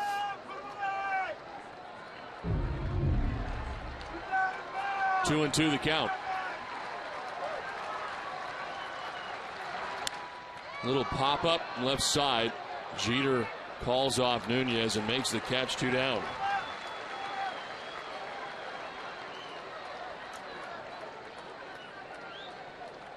So after the double by Ortiz, 2 quick outs here for Rivera. Reminder to stay with us for Granite City Electric's Red Sox final. Complete post-game coverage coming up after the game from our Nesson studios. Red Sox 2 for 12 now with runners in scoring position in this game tonight. 2 down, Ortiz at second, and Jared Saltalamacchia, the batter, singled in the fourth. A 1-for-4 night. Struck out with the bases loaded the last time he was up in the 7th inning.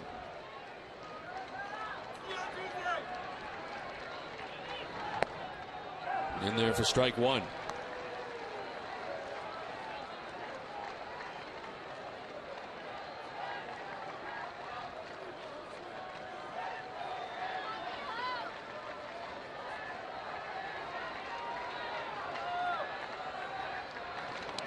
Saltalamacchia gets hit as he was trying to swing, and it's on the swing. And he will take first base, but he's in some pain right now, first and foremost.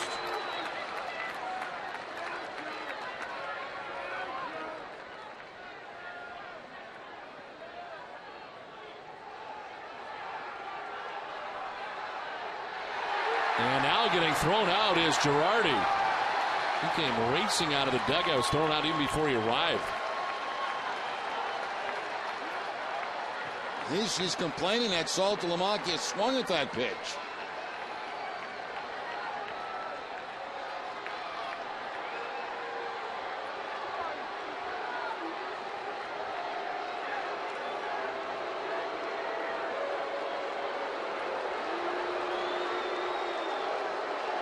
Salty heading down to first base, and he's going to stay in the game. Joe Girardi is heading to the clubhouse. Well, Joe's had a couple of conversations tonight with Wegner down at third base. You can make a case there that he did swing at that. There's no question he was hit by that pitch. So it brings the tying run to the plate, and it's going to be a pinch hitter in Josh Reddick.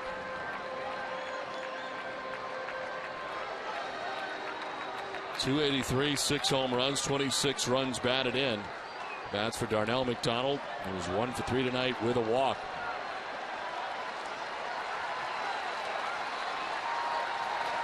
Reddick takes ball one.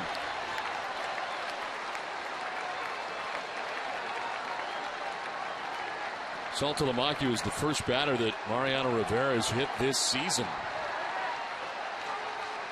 The 1-0. In there for strike one, 1-1. Reddick off the bench into the game. 0 for 1 in his career against Rivera.